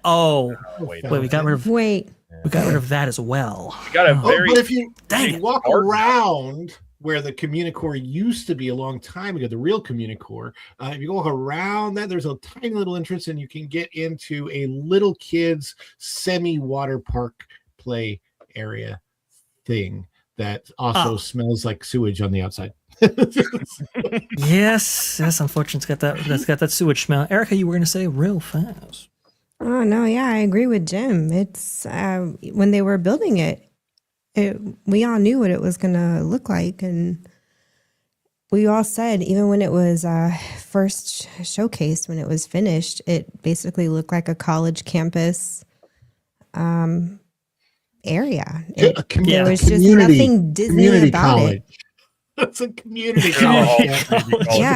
Valencia looks better. That was one thing. Even when they were building it, our first time seeing it, I told my husband, I'm like, it is so scalding hot.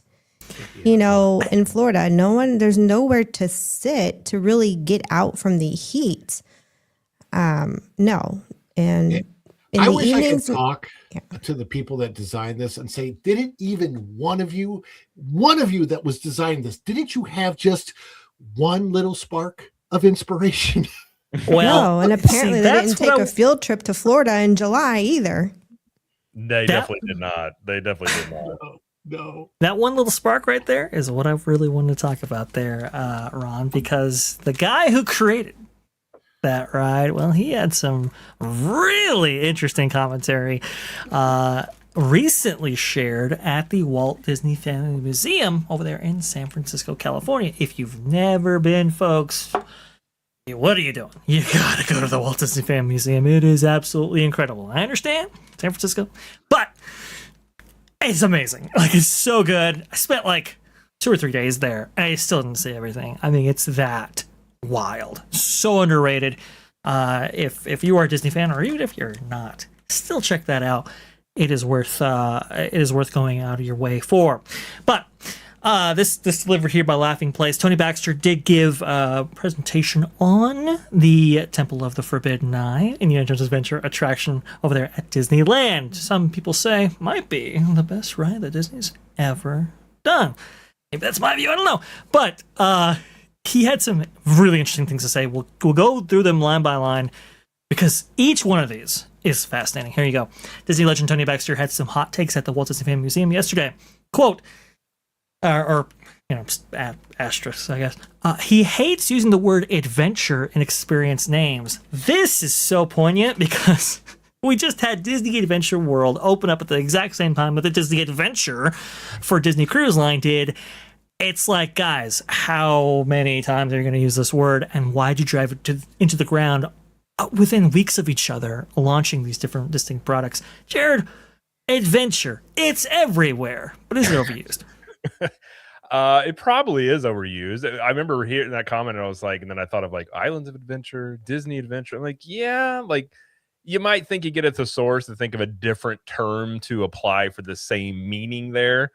I wouldn't say it ruins it for me. It's probably one of those things where I don't know if you just saw How I Met Your Mother when they're like you point out something that annoys you about somebody, and it's like a glass breaks, and that's all you can notice is like they're loud chewing or something.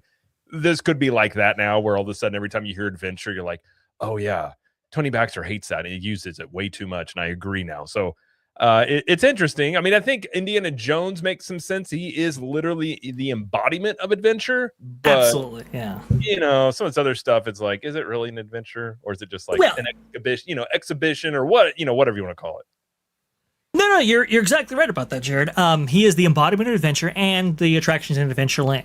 Okay, that's the only time you get away with something like that. True. Otherwise, we use it way too much. Yeah. I will agree with Tony on this one. By the way, if you don't know who Tony Baxter is, you may not know the name, but you know the work. Indiana Jones Adventure, Big Thunder Mountain Railroad, Star Tours, Journey into Imagination over there at Epcot, the original version anyway. Star Tours, Splash Mountain, you just go on and on and on. Disneyland Paris, right? All those things. You know, obviously he had a team working under him, but those really don't come to fruition in the same way without Tony Baxter's amazing influence, legendary Imagineer right there. So to have him kind of share these hot takes, kind of rare, but I have heard he's a hot take kind of guy if you get him in private sessions. So it was pretty cool to hear some of this stuff right there. I like that. I want more Imagineers with really hot takes. I think that's yes, I do too. I do too. I just want the honest feelings from about the past. Now, I've been lucky enough to see Tony twice in the last couple of years. He usually does a few days at the Festival of the Arts in Epcot. He will sign his artwork, his Figment artwork, the design. So, and it's kind of funny because I have not really been to Festival of the Arts more than just a couple of days in the last few years. And it just so happens that I am there on the days that Tony is there. As a matter of fact, when I saw Tony, it was right after I had met up with MJ over at Hollywood Studios and then took the Skyliner over to Epcot.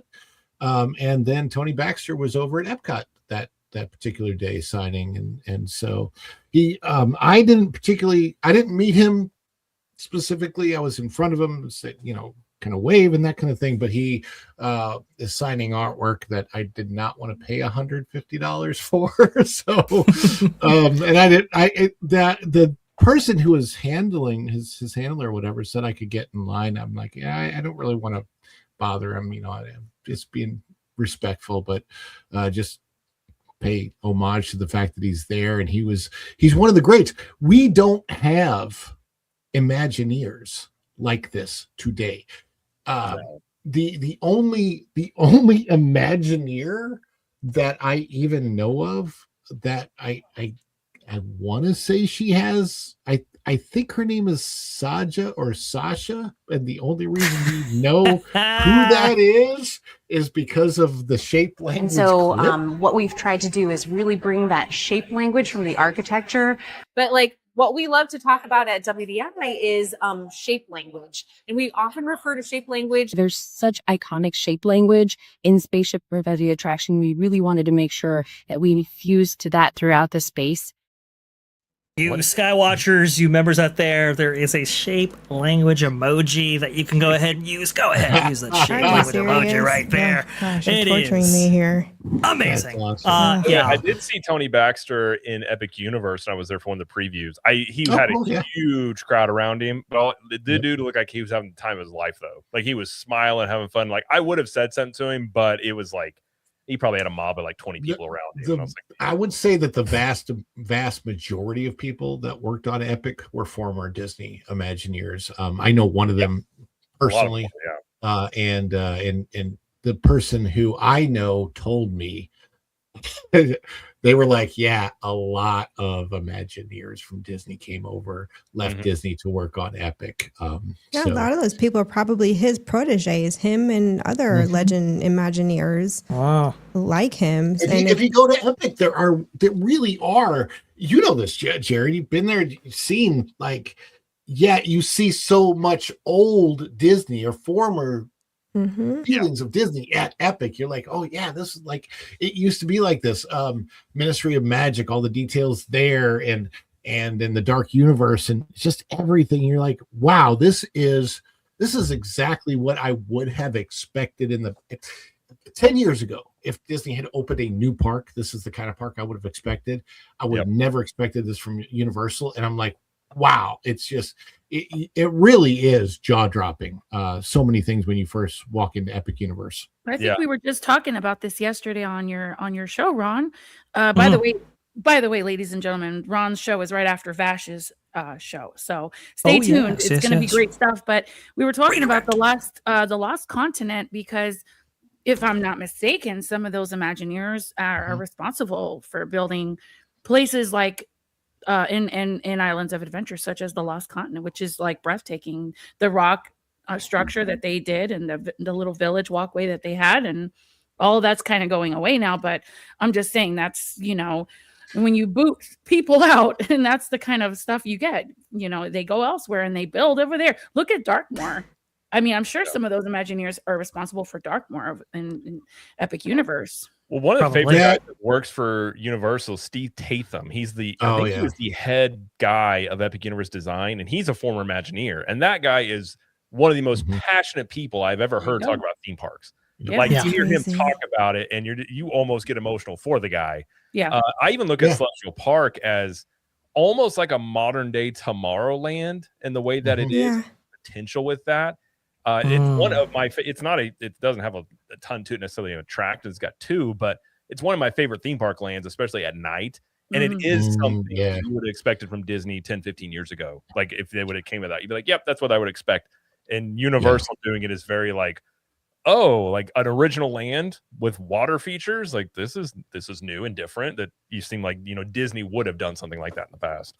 It's right. Amazing. That Celestial Park, that water, how the water goes from the front of the park when you first get there. You look into it, and you can follow it all the way around the carousel, which is really cool, and then into the big fountain in front of Helios.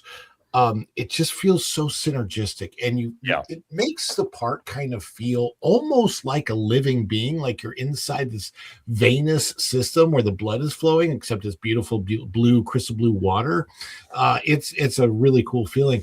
My question would be, when you talk about Baxter, Tony Baxter, you talk about the Indiana Jones adventure. Is there any hope?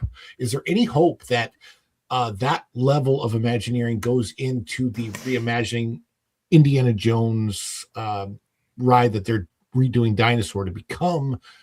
What happens with stuff like that? Do we get any of that at Disney World in the future?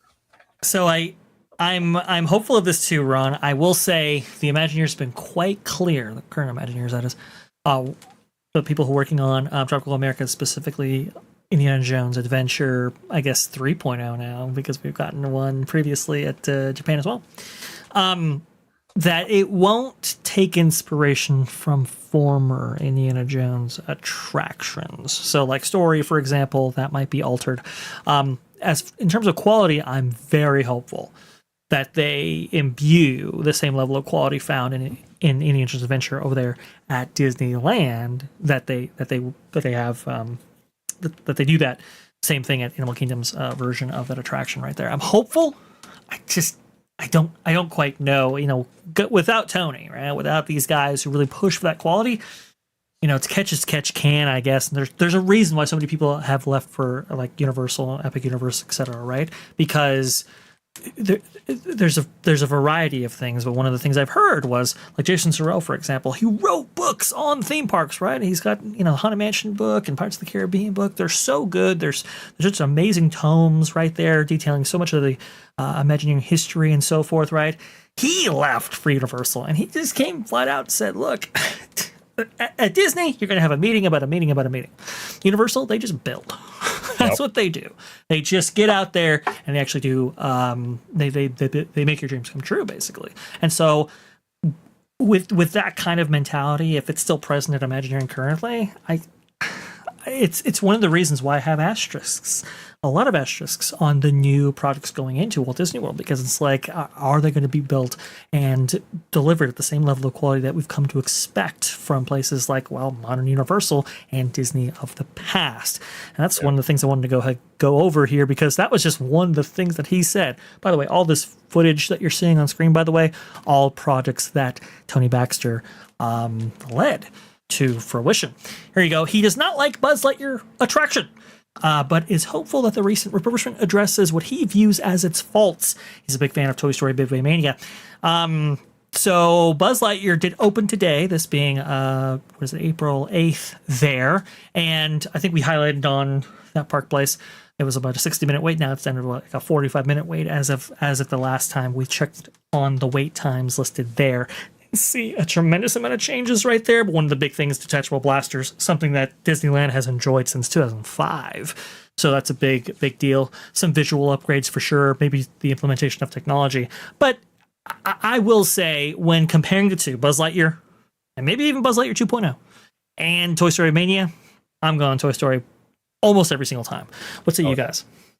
Oh, I agree. I agree with Tony Baxter here. I love Toy Story Mania.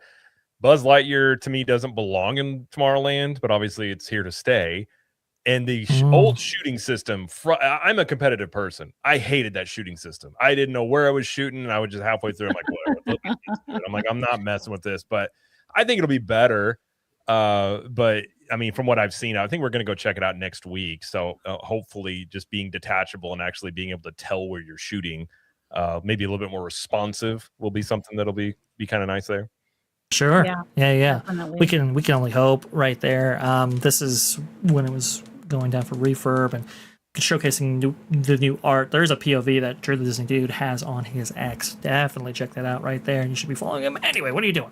But you can kind of see the original version, how that worked. Yeah, I Walt Disney World was particularly challenging because it's just, you're trying to aim and like you have to like kneel down, stuff like that. That was kind of a little bit of a pain, or bend down, I should say. At Disneyland, you did have detachable blasters, but it's just, I don't know, the feedback, the responsiveness, everything like that just wasn't as engaging as something like Toy Story Midway Mania, right? And so much of that is through like the actual motion of firing whatever you're firing, whether it be with darts or rings and so forth, all that kind of stuff. It's super, super cool. And it changed, like, because there's like a variety of games, it changes up this kind of nice shake up throughout the attraction, right? There's a nice variety in terms of the interactive experiences there, which I thought was really, really cool. But this was like one of the first forays into an interactive attraction like this. And I think it's just been surpassed by modern interactive attractions. Do we know if you still have to direct the car yourself, or does it automatically now do that? Because that always an annoyance. You had to swivel your car, then shoot and swivel back. Like that was always something that just bugged me. That's a good point that you made. Maybe they did fix that mechanism, but these rides are meant to be people eaters because they're continuously on a rotational, right. I don't want to say the wrong term, but is this ride here considered an omni mover? Yes. Okay. So that's another thing I want to applaud, because in Dark Universe, Monsters Unchained, if you guys look at the track record, we're approaching a year's anniversary. That is one of their rides that they have been consistent as a people eater. The wait time is little to none. The majority of the time you walk up, it's less than 30 minutes to get on the ride, and pretty much a walk on, because they're doing the queue is awesome. You don't want to do not miss the queue for Monsters Unchained. Oh no. There's no wait, right? Have you guys been checking it out? Yeah, little to no wait. 15 minutes a lot of times. Exactly. Busy day. Yeah. And that's what this attraction right here needs to be, 15, 20 minutes, just like the Haunted Mansion. They have to keep up with it. They have to retrain the staff, the cast members, to be able to, gear everyone up to follow the rules, follow the directions, so that there are no hiccups, and smooth sailing, because that's the problem. I've never been a fan of this ride. I just haven't. It's just I don't know. I think it's for little. I really think it's designed for littles. I don't really think. I'm sure it is. Yeah. It's one of those things that for me, when I go on this ride, I'm reminded of basically my bedroom in the 1970s with black lights and neon posters. I remember when it was Delta Dream Flight, and then they changed it to this, and I wasn't impressed. I've never really been a fan of it. Jared said there's nothing about this that says, hey, I am really venturing into what tomorrow might be like. No. I look at what is literally going on in the world today right now with the Artemis mission and us going around the moon, and I'm thinking, where are the Tomorrowland attractions that imbue that kind of feeling?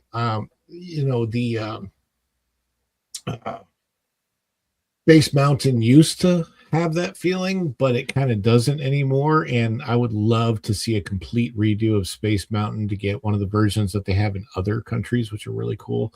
Mm-hmm. Tron, again, they threw an IP in that just still, the coaster's fine. It's a little short, just doesn't belong in Tomorrowland. I will say the aesthetic of Tron externally looks like Tomorrowland, but what it's supposed to represent when you go inside, I'm like, this isn't. It just Tomorrowland's weird. It just doesn't feel like Tomorrowland. When we were on that park place, that's exactly what I mentioned. I was like, Tomorrowland just needs a big refresh.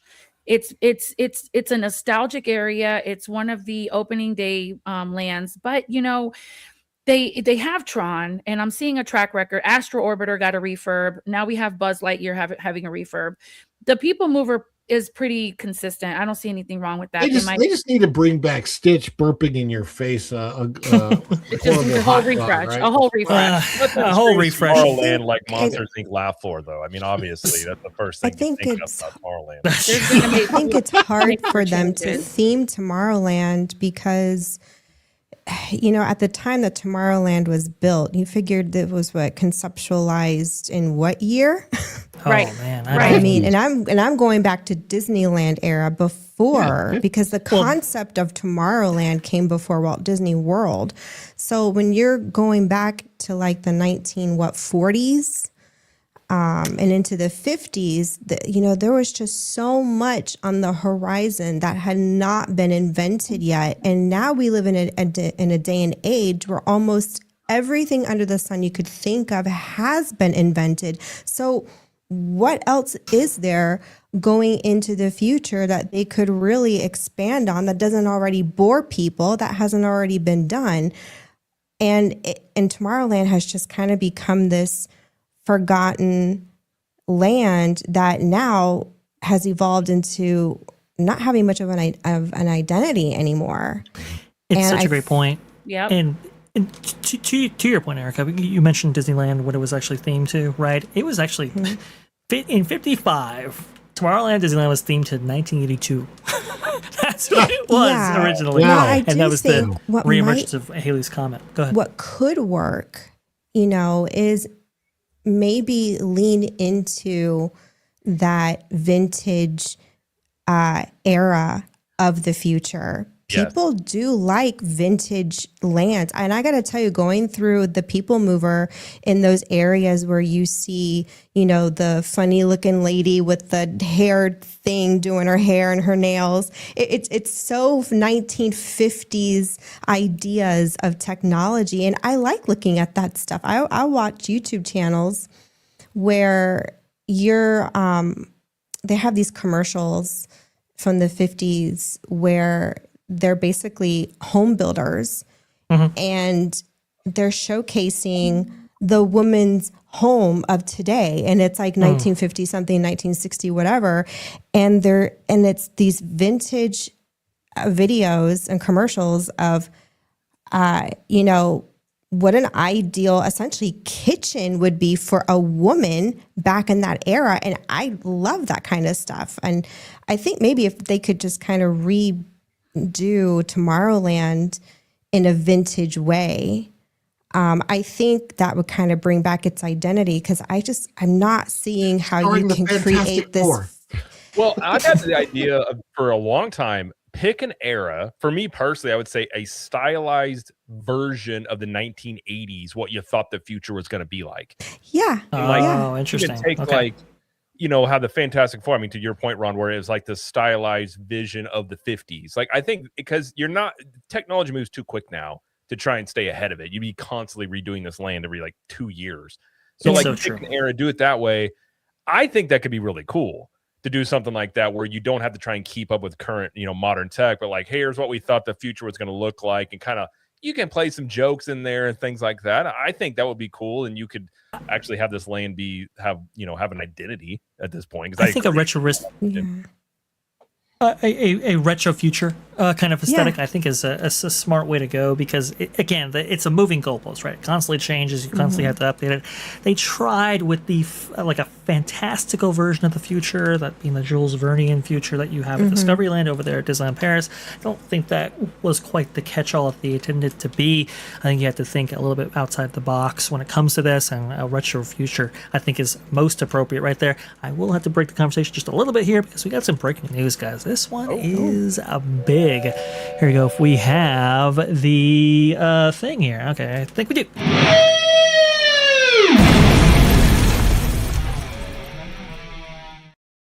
There you go. Walt Disney World News Today. Breaking: Big Thunder Mountain Railroad reopening date actually announced this by Shannon Ace. April 8th, 2026. Disney has announced the reopening date for Big Thunder Mountain Railroad at Magic Kingdom. The coaster has been closed for well over a year. It did not open at all, I do believe, in 2025, which was most unfortunate. Disney shared a tongue-in-cheek video about Buzz Lightyear's Space Ranger spin, highlighting all the comments demanding an opening date for Big Thunder Mountain Railroad. Ultimately, the video announces Big Thunder Mountain Railroad will open May 3rd. We do have a copy of this video right here, the one they shared. Let's go ahead and listen to some audio on this. Have you heard the news? Big Thunder Mountain Railroad is gearing up for its big return this summer. And we're taking you inside the attraction to meet some of the team that's bringing this wild ride back to life. Cast from across engineering, construction, Imagineering, creative, and operations have been working together for months to refresh and improve Big Thunder, including Steven and Nick. On the ride engineering side, we replaced the track, the vehicles, and the ride control system. And with all the improvements that we've made to the ride, we've actually been able to lower the height requirement from 40 inches down to 38 inches. That's significant for families. It's the same old Big Thunder, it's just more enjoyable. With these enhancements, Big Thunder Mountain is still the wildest ride in the wilderness. Because of all of that work we put in, it's just as comfortable, if not more, than it ever has been in the past. I can't wait for opening day. To see the first guests ride, the payoff of all the hard work we put in over the last 5 years is really the thing that I look forward to the most. 5 years. We've been waiting for this. 5 years? Yeah, so you could definitely see this project, being years in the making, because you'd have to kind of deconstruct and reconstruct Big Thunder Mountain Railroad from the inside out. I think it's appropriate to bring up during this segment because, hey, guess what? It's one of Tony Baxter's original attractions, right? Mm-hmm. So that's pretty apropos right there. But Erica, I want to go ahead and go from you, and MJ actually. Families, a wider selection of families being able to ride this ride with their little ones now from 40 inches to 38 inches. Big deal, I think. Unfortunately, the Ron train just showed up because Ron has to go on his dish. And we want to outro him and put his link in the live chat. Absolutely. Okay, well, let's go ahead. Before you do that, I actually have more breaking news that has to do with this story, Vash. Really? Yes. So officially, this ride, Big Thunder, is reopening on May 3rd, and it will be down May 4th, May 5th. Because, Ryan, of course, has to follow tradition of all the brand new rides going down. So true. You're not wrong. You're not wrong. What do you got going on over the dish there, Ron? We're going to be redirecting to you. We're going to be talking about the Saturday Night Live controversy that they created. And they didn't create it. HBO casting of a black individual to reimagine the Snape character from the Harry Potter series on the new HBO series, and then SNL they went off on it. So we're going to be talking a little bit about that, along with some other pop culture news and maybe some more parks stuff as well. So drop it on the dish right after the VashSky Park cast on Follow the Bradley's Fun. Fantastic, Ron. Thank you so much for joining us here on VashSky Parkcast. Very much appreciate your commentary. Jared, good first time being with you. And, yeah, you as well. And Vash, and we'll see you real soon, guys. Thank you. Thank you so much, Ron. Very much appreciate you. Big Thunder Mountain Railroad reopening, though. I think that's a big one right there. We'll get back to a little bit of the Tony Baxter stuff, though, because literally he kept going. this was just two things.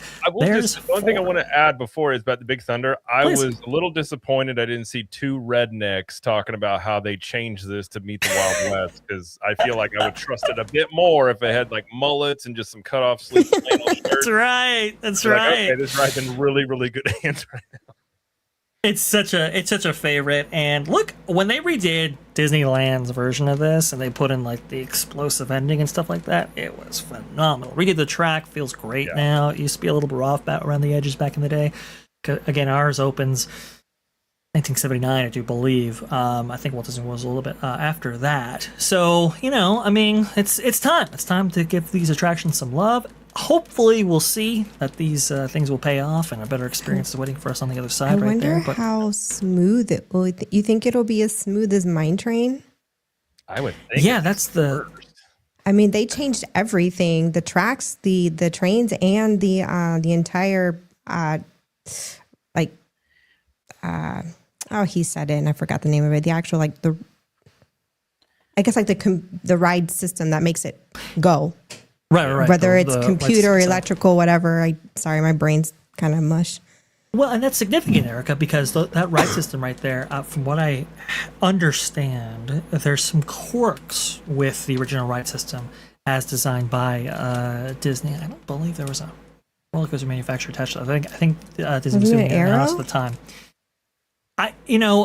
They told Arrow before the construction of Space Mountain back in '75 that they were going to go internal with their construction. So I believe it's just after the Arrow era for Disney. If I'm not mistaken, maybe somebody can actually correct me in the chat if I'm wrong. But there's interesting quirks in which you can, as a ride operator, you were able to pause some of the lift hills in order to prevent a cascade or an e-stop because of some brake zones and so forth and all of that. It's just really, really interesting stuff. El Toro Orion has a good breakdown of the problematic nature of this attraction there. I think it's 40 minutes. It's totally worth going through for some really great detail on this specific attraction. So hopefully they alleviated some of those operational issues that would have otherwise caused this attraction to go down multiple times.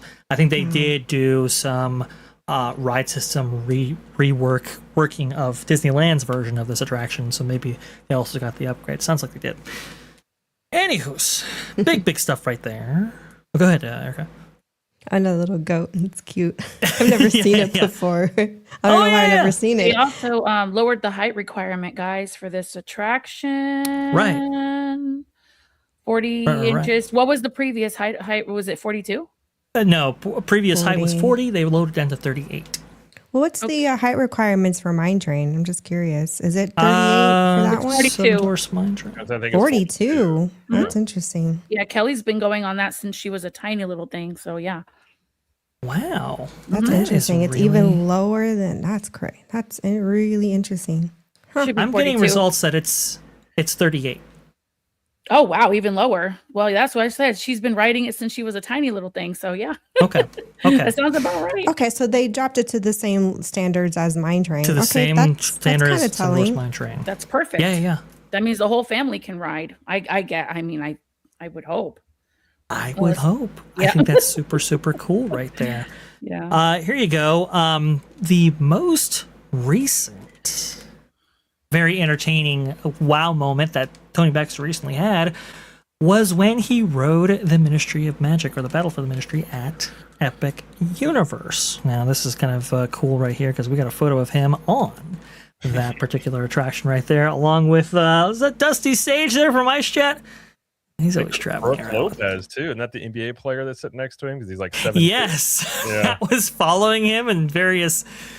He was with him, I think, on the final day of Splash Mountain's closing over there at Disneyland. I saw him with him, and I was like, "Why again?" I think, if I remember correctly, he's a really big Disney fan. If I remember correctly, that Brooke Lopez is like really big into the Disney parks, but because I know he's got a twin, but I think one of them is.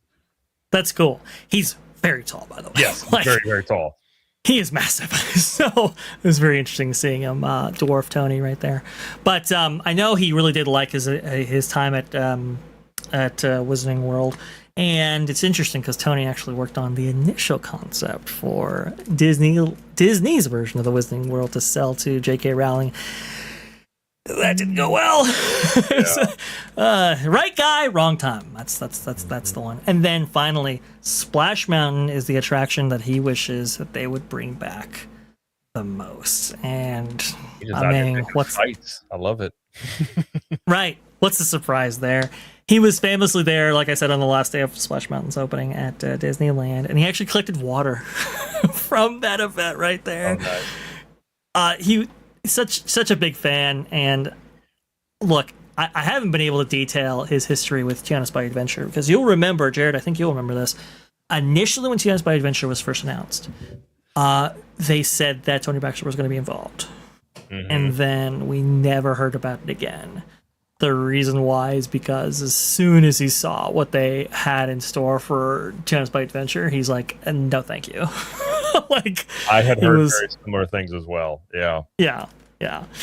And, I mean, he, even back then, he was like, well, why are you not necessarily featuring Tiana in a dress and so forth? And why are you going with this, sequel chapter story? Why don't you just, reenact the moments from the movie? And he couldn't quite get behind the use of not using the Shadow Man or Dr. Facilier in that attraction. Obviously he comes from an era in which they liked thrill, right? They liked really providing that level of excitement and thrill to their attractions, and it's something that Tiana's By Adventure certainly lacks and doesn't have any of the thrill associated with its predecessor, that being Splash Mountain. Your thoughts on this particular point there, Jared? Well, I've tried to ride Tiana's 3 times, and it's broke down all 3 times, and I had to get escorted off. So I've never actually ridden the entire attraction. From the times I've ridden it, it's got a little bit more dead space in there. I wouldn't say, from what I've seen, I think Splash Mountain is a better attraction, but I wasn't like a Splash Mountain, like I rode it sometimes. It wasn't like it was my favorite ride, but the things he said about Epic Universe, I think is really interesting, especially like you're talking about Battle of the Ministry, because I mean, that ride has had its issues because it's such a high-tech ride. I do believe there was multiple ride manufacturers that worked on that. I know they were having it was actually like the computer program that ran the cars, and I don't know where it's at now, but they were having some issues on how many they could run at a time. But that ride is amazing. I mean, the scale of it, the immersion that it does in there. I mean, it is really a feat for theme parks. And so I was, when he said that, I was like, I agree. Like I would say the same thing about Monsters Unchained. I think those are the best 2 new rides I've seen in a theme park. For sure. Probably, since Rise of the Resistance. So what's funny is more, Tony Baxter talks, I'm like, I think we'd get along pretty well. I feel like we'd have a really nice lunch or dinner if we hung out and just talked about theme parks. I'd be like, I agree with Tony Baxter on just about everything. I've heard he's so down to earth, and he's pretty open about his opinion. He doesn't, mince words there. He doesn't have a social media presence, but he doesn't mince words when talking about this stuff. So that's pretty cool. I have just heard so many different things about his questioning of the Tiana's Bayou Adventure attraction and how he just simply did not agree with the direction that they were going. In fact, this is a new one I'd never heard before. Maybe it's true, maybe it's not true. I'm not sure. It's hard to suss these things out on social media. But here you go. Somebody included this little tidbit right here. Matt Ferratu from JP Adventurer said, someone told me, quote, when I met Tony at Epcot in January, he said his original idea for Tiana's would have been about saving Mama Oni from the other side, mentioning that the dip drop into the former Laughing Place would have been the more spooky side of the ride. We were robbed. That's really interesting right there. Well, and I agree with him about I've always had this beef with Disney in terms they're going to use IPs. It's like, okay, fine, you want to use IPs, but instead of just taking the stuff from the movies and the things that like what Universal does, I think the Wizarding World is a good example of that. Like Diagon Alley and Hogsmeade, like, these are the things you saw from the movies. We're just going to give those to you. You can experience them firsthand. And so it's like Tiana's, instead of just giving you the stuff from the movie, we're going to tell this extended story. So it's almost like they want to still tell original stories, but it has to be in an IP. And I just think Tiana's in particular, it just doesn't work really well. I mean, it's just sort of like, not the iconic things about it. And it's got a lot of, I would say there's a lot of dead space in that ride that where previously you didn't have that with Splash Mountain. So I think it was just, it's okay. Like I said, I haven't experienced the whole thing myself, but I think his version does sound a lot better, a little, spookier, and not having Dr. Facilier in the ride, apparently due to the voodoo stuff, but he's still featured when it comes to Halloween. I've always thought is just weird, especially I think they're going to feature him in Villain's Land. So it's like, you're not going to feature him in the movie or the IP that he's actually associated with. Right. Seems like a big miss, at least in my opinion. It's a huge miss. And we've gone over, at least historically with that Park Place and other avenues, about why Dr. Facilier wasn't included in the aversion towards voodoo and featuring voodoo in any way in the parks and so forth. And they wanted an accurate, kind of authentic, experience for Tiana's Bayou Adventure, and there were certain emphasis placed on things other than story. And this kind of goes back to our kind of gendered language comment, right? If you're placing the emphasis or prioritizing other things other than story and all of that, well, you might get mediocre experiences or attractions. And I think Tiana's Bayou Adventure is kind of the victim of that, which is very unfortunate because I think it could have been amazing if in proper hands and maybe even properly offered at a certain time. Because from what I heard, Tony was actually receptive to the idea. He's like, okay, well, let's go ahead and let's go through this changeover. And then it was like, no, this is crap. And the people doing it crap, and the reasons why are crap, and I don't like that too much at all. How do you not listen to Tony? Like, if you're an Imagineer and you got Tony Baxter there, and he's like, I got a better idea. Like, how do you not then just acquiesce to Tony Baxter? That's the part that gets me. Of like, it seems like current Imagineering, and maybe that's changing, but at least for a time period, it was like you were looking at these great Imagineers and not really taking their advice, even though they have all of their blueprints and handprints are all over the parks of the success they've done. And like, why would you not like learn from that? I find that baffling. And they gave him, from what I have heard of the conversations, they gave him the Brie Larson line, which, if you remember her, she said, it wasn't made for you. Right. I will give Brie Larson credit in the recent era, right? She's really been a quite a wonderful person, as it's turned out to be, which is very, very good. But they gave Tony Baxter you weren't the prime demographic. That's why. That was the reason given as to why they weren't actually, receiving their input or I should say acting on their input, right? Which is a real shame because a lot of Imagineers told them this ride has inherent flaws And now those inherent flaws are things that we hear every day on social media when talking about that attraction, which I think is really, really interesting. And Tony Baxter was the guy who said on a Disneyland 50th documentary, hey, if you replace a ride, you got to do it with something better. You can't do worse, because you'll always hear about the better attraction, the former one, when you do something that's not doesn't live up to expectations. So they basically told him he was old and not relevant. Is that what they told him? Yes, that's exactly what they told him, and it is. I mean, that sounds about crazy. the modern day Disney. That's because they're don't even get me started. Right. Now, Erica, you had some commentary on height requirements and so forth that I thought was really, really profound and interesting. That might be relevant to the Big Thunder discussion right there. Another Tony Baxter attraction, as you might know. Please go ahead and share that if you wanted to. Oh yeah, just saw a comment in chat, and I was commenting about it in our back chat. I have to be careful here because I can't be revealing. Only do what you're comfortable with, because we don't want any problems, right? Like, I got you. Basically, when it comes to height requirements and coasters, my understanding, I'm not going to say from who, but my understanding is a little person, for example, though they may be, the height requirement may not be there, but the body structure is, because they will probably have a matured skeletal structure.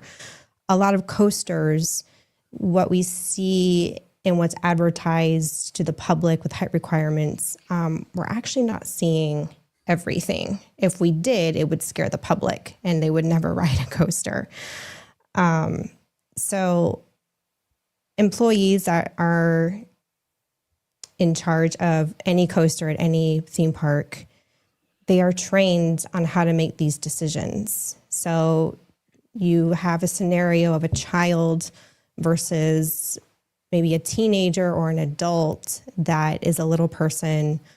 The difference is that the child's skeletal structure is not fully developed. Their bones are still soft, and there's the high risk that if they're going to go on a high impact attraction, it could crush their chest cavity, versus even though you have another person here who's, essentially short through no fault of their own, but they have a matured skeletal structure, so they can handle handle the speed and whatever forces of that attraction.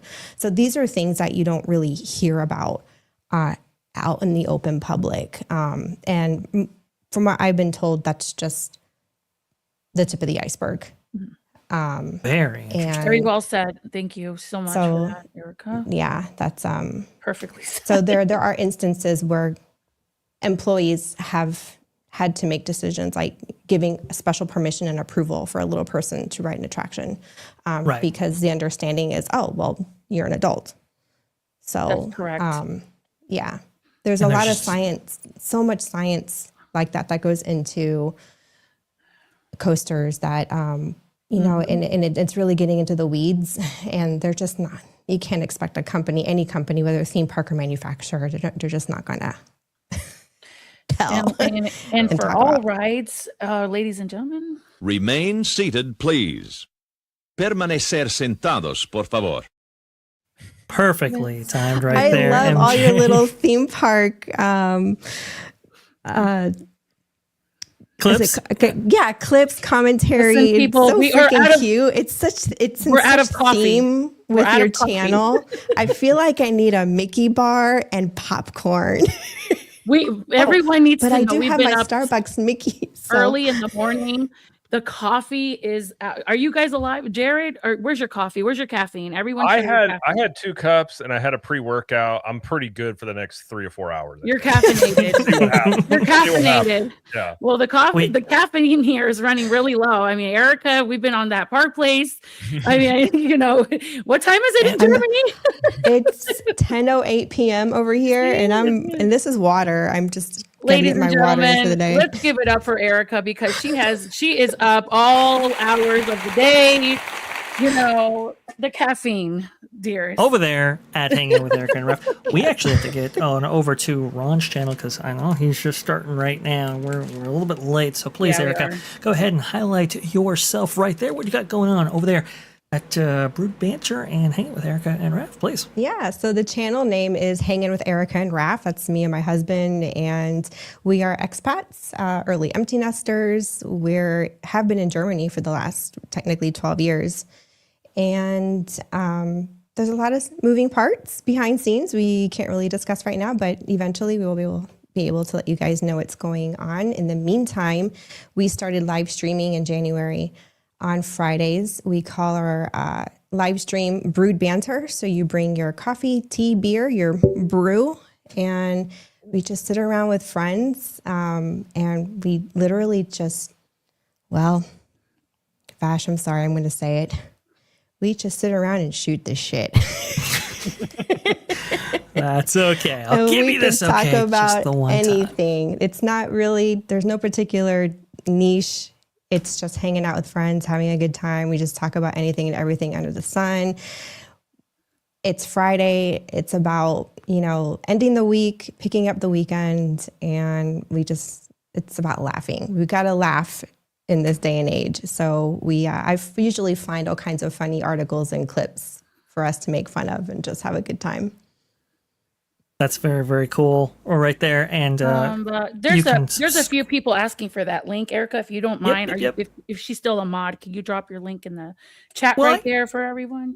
I've got her link right there. There we go. At the top right there, the comment or at the bottom of the chat right there. And also too, all the links to everybody that you're actually seeing on screen right now, all those are in the description. Yay. So they're always there, including Capture the Magic over there and what Jared's got going brewing on his channel. Please tell us what people can expect from Capture the Magic in the coming days. Well, it's a lot of me just rambling about current news stuff, probably some of the things we talked about today. I kind of take the perspective of just giving my opinion on what's going on with some of this stuff and talk about entertainment stuff. So we went and saw the Mario movie and talked a little bit about that in the last live stream. So mostly just like theme parks, entertainment, stuff like that, but just try and keep it to where it's a good time. Don't take yourself too serious and just, have some fun. We have some live streams over there. We've got theme parking every 2 weeks. Vash has been over there before. We got Orange Grove 55. So it's always a good time. Just hang out. And it's kind of like what Erica said. We have topics, but we go on side quests a lot, which I Let me just, because I can talk about theme parks, and you're like, hey, we just found a sphinx under the Sphinx in Egypt. I'm like, let's talk about that for 3 hours. That sounds like a great time. That's how it is with us. I will have topics in this shoot, but I swear we never get to them because we just immediately start rambling about something else. Yeah, it always That's so like funny. that's what I'll tell OG. I'm like, I'll have 2 or 3 topics usually because I've tried to have 5 or 6, and we get to only half of them just because you never know what, or the chat will get you on a side quest. Either way, it's a good time. So it's just, theme parks are supposed to be fun. I don't take them too serious and just, give some opinions and just trying to have some fun. And I had the podcast, my wife and I have, it's Capture the Magic podcast. So it's like Disney World, Universal Studios, like tips and news and things like that. So you don't always have to listen to just me. My wife's much smarter than me, so you can listen to her talk as well. So she's been going to Disney like her whole life. So she knows the Disney parks inside and out, things like that. Yeah. I know that. Awesome stuff. And we also have the amazing producer MJ right here, where you can find her on X and Instagram. MJ, please plug away. Oh, yeah, I'm on X and Instagram, and I made it easier. So in my little link, where you put your bio, it shows the shows I'm on so that if anyone is interested in knowing where I'm going to be at next. I also have it updated on, I'm not a YouTuber, but I have a YouTube channel, and I also posted on there the shows that I'm on, and I have to start doing a little bit, things more different as I get invited to more and more channels, and it's all good things. And I'm just so glad to be here. It's a great day. It's a little rainy over here. It's thunderstorming. I don't know if you guys can hear this thunder clapping that's happening behind me, but yeah, because I'm sitting near a window, which is not recommended during a thunderstorm. But yeah, I am. Noise is all. It's just background noise for the stream. Yeah, it is. I just like ASMR, which I feel like ASMR is. Anyway, here I go, Jared. Squirrel. Yeah, I'm on X and Instagram. Thank you so much. It's been a great day being on all of these live streams with you guys. It's a pleasure and a privilege to be here, being Vash's right hand, gendered language. So right hand woman. Is that much? Right hand. Usually it's right hand man. Woman. Yeah, right hand woman. Yeah, right hand woman is just fine right there. There you go. Oh, it's been fantastic doing these shows with the MJ and Erica and Jared. It was really a distinct pleasure and honor to have you on this channel. Very, very cool stuff right there. Definitely check out MJ over there on her X account. I got a couple of questions right there, and I will send you on over to Ron. I want to be respectful of him and his show, obviously. Space Safety 2000's VashSky podcast. Is it just me, or do the older generations of Imagineers seem more down-to-earth people? Yes, I do believe so. Yeah. I think they were very much in tune with what the audience wanted, right? Because remember, the first generation, they were just doing this stuff by the seat of their pants. There wasn't really a written formula or playbook or whatever. They were establishing the theme, or I should say the medium, which is theme parks, right? So people in the second generation went as kids to those theme parks and thought, if I were to do it, what would I do? They grew up as fans of theme parks, and that's why I think their quality speaks for them. That is so true. Yeah, very, very cool stuff right there. Yeah. Awesome. Troy coming in here. I am fluent in triangle, but circle is my native language. I love that right there. Talking about shape language, which I appreciate all of the shape language emojis in that chat earlier. Very, very cool stuff. Yeah. Sean, the artist formerly known as John, says, do you guys still sneak into emergency exits to see movies? I have never engaged in such practices. What are you talking about? You know what we did in the 90s? We would buy one movie ticket, watch a movie, go to the bathroom, chill for a bit, and then sneak into a theater, and we just watch movies all day. Theater hop. Listen, me and my friends never figured out we could just walk straight in, not tell anybody a soul, go right into a theater and watch movies. Never did it. Never did it. No, the 90s, and there's no evidence of that, folks. No, there's not. There was no phones with cameras, and whatever supposed cameras were on the theater, the security didn't care. They didn't get paid enough to care. Yeah. Indeed. There is a new clip coming to the channel most recently here. I think it or very soon. It's going to be this one. Time to be turning around. If only you could. There you go, right there. I think that's pretty special, pretty good. You can watch out for that. That's going to be awesome. And Aldo Casabona giving you, MJ, credit for going from guest star to producer in 2 months. I don't know if it was that short, but it was very, very short right there. He's probably reminiscing on the T3PO days. So yeah, right, I went from there to here to there to there, and you're producer, so that's pretty cool stuff. No, but I thought it was like 6 months or something. Anyway, it was very, very short, and she has just taken on the role so well. So all the credit in the world to MJ right there, going from T3PO to now VashSky Podcast and that Park Place and Pro and everywhere else. So cool stuff. Love that. And let's go ahead and get out of here. We're gonna have a show tomorrow on at 7 p.m. Eastern right there on this channel right before Marvin, so that'll be pretty cool. And I'm going to be with OG very, very shortly talking about maybe some new rumors popping up regarding Zootopia and Avatar and DCA coming over there in Hollywood land, but maybe not for long. Maybe Zootopia will replace it. Very, very cool stuff.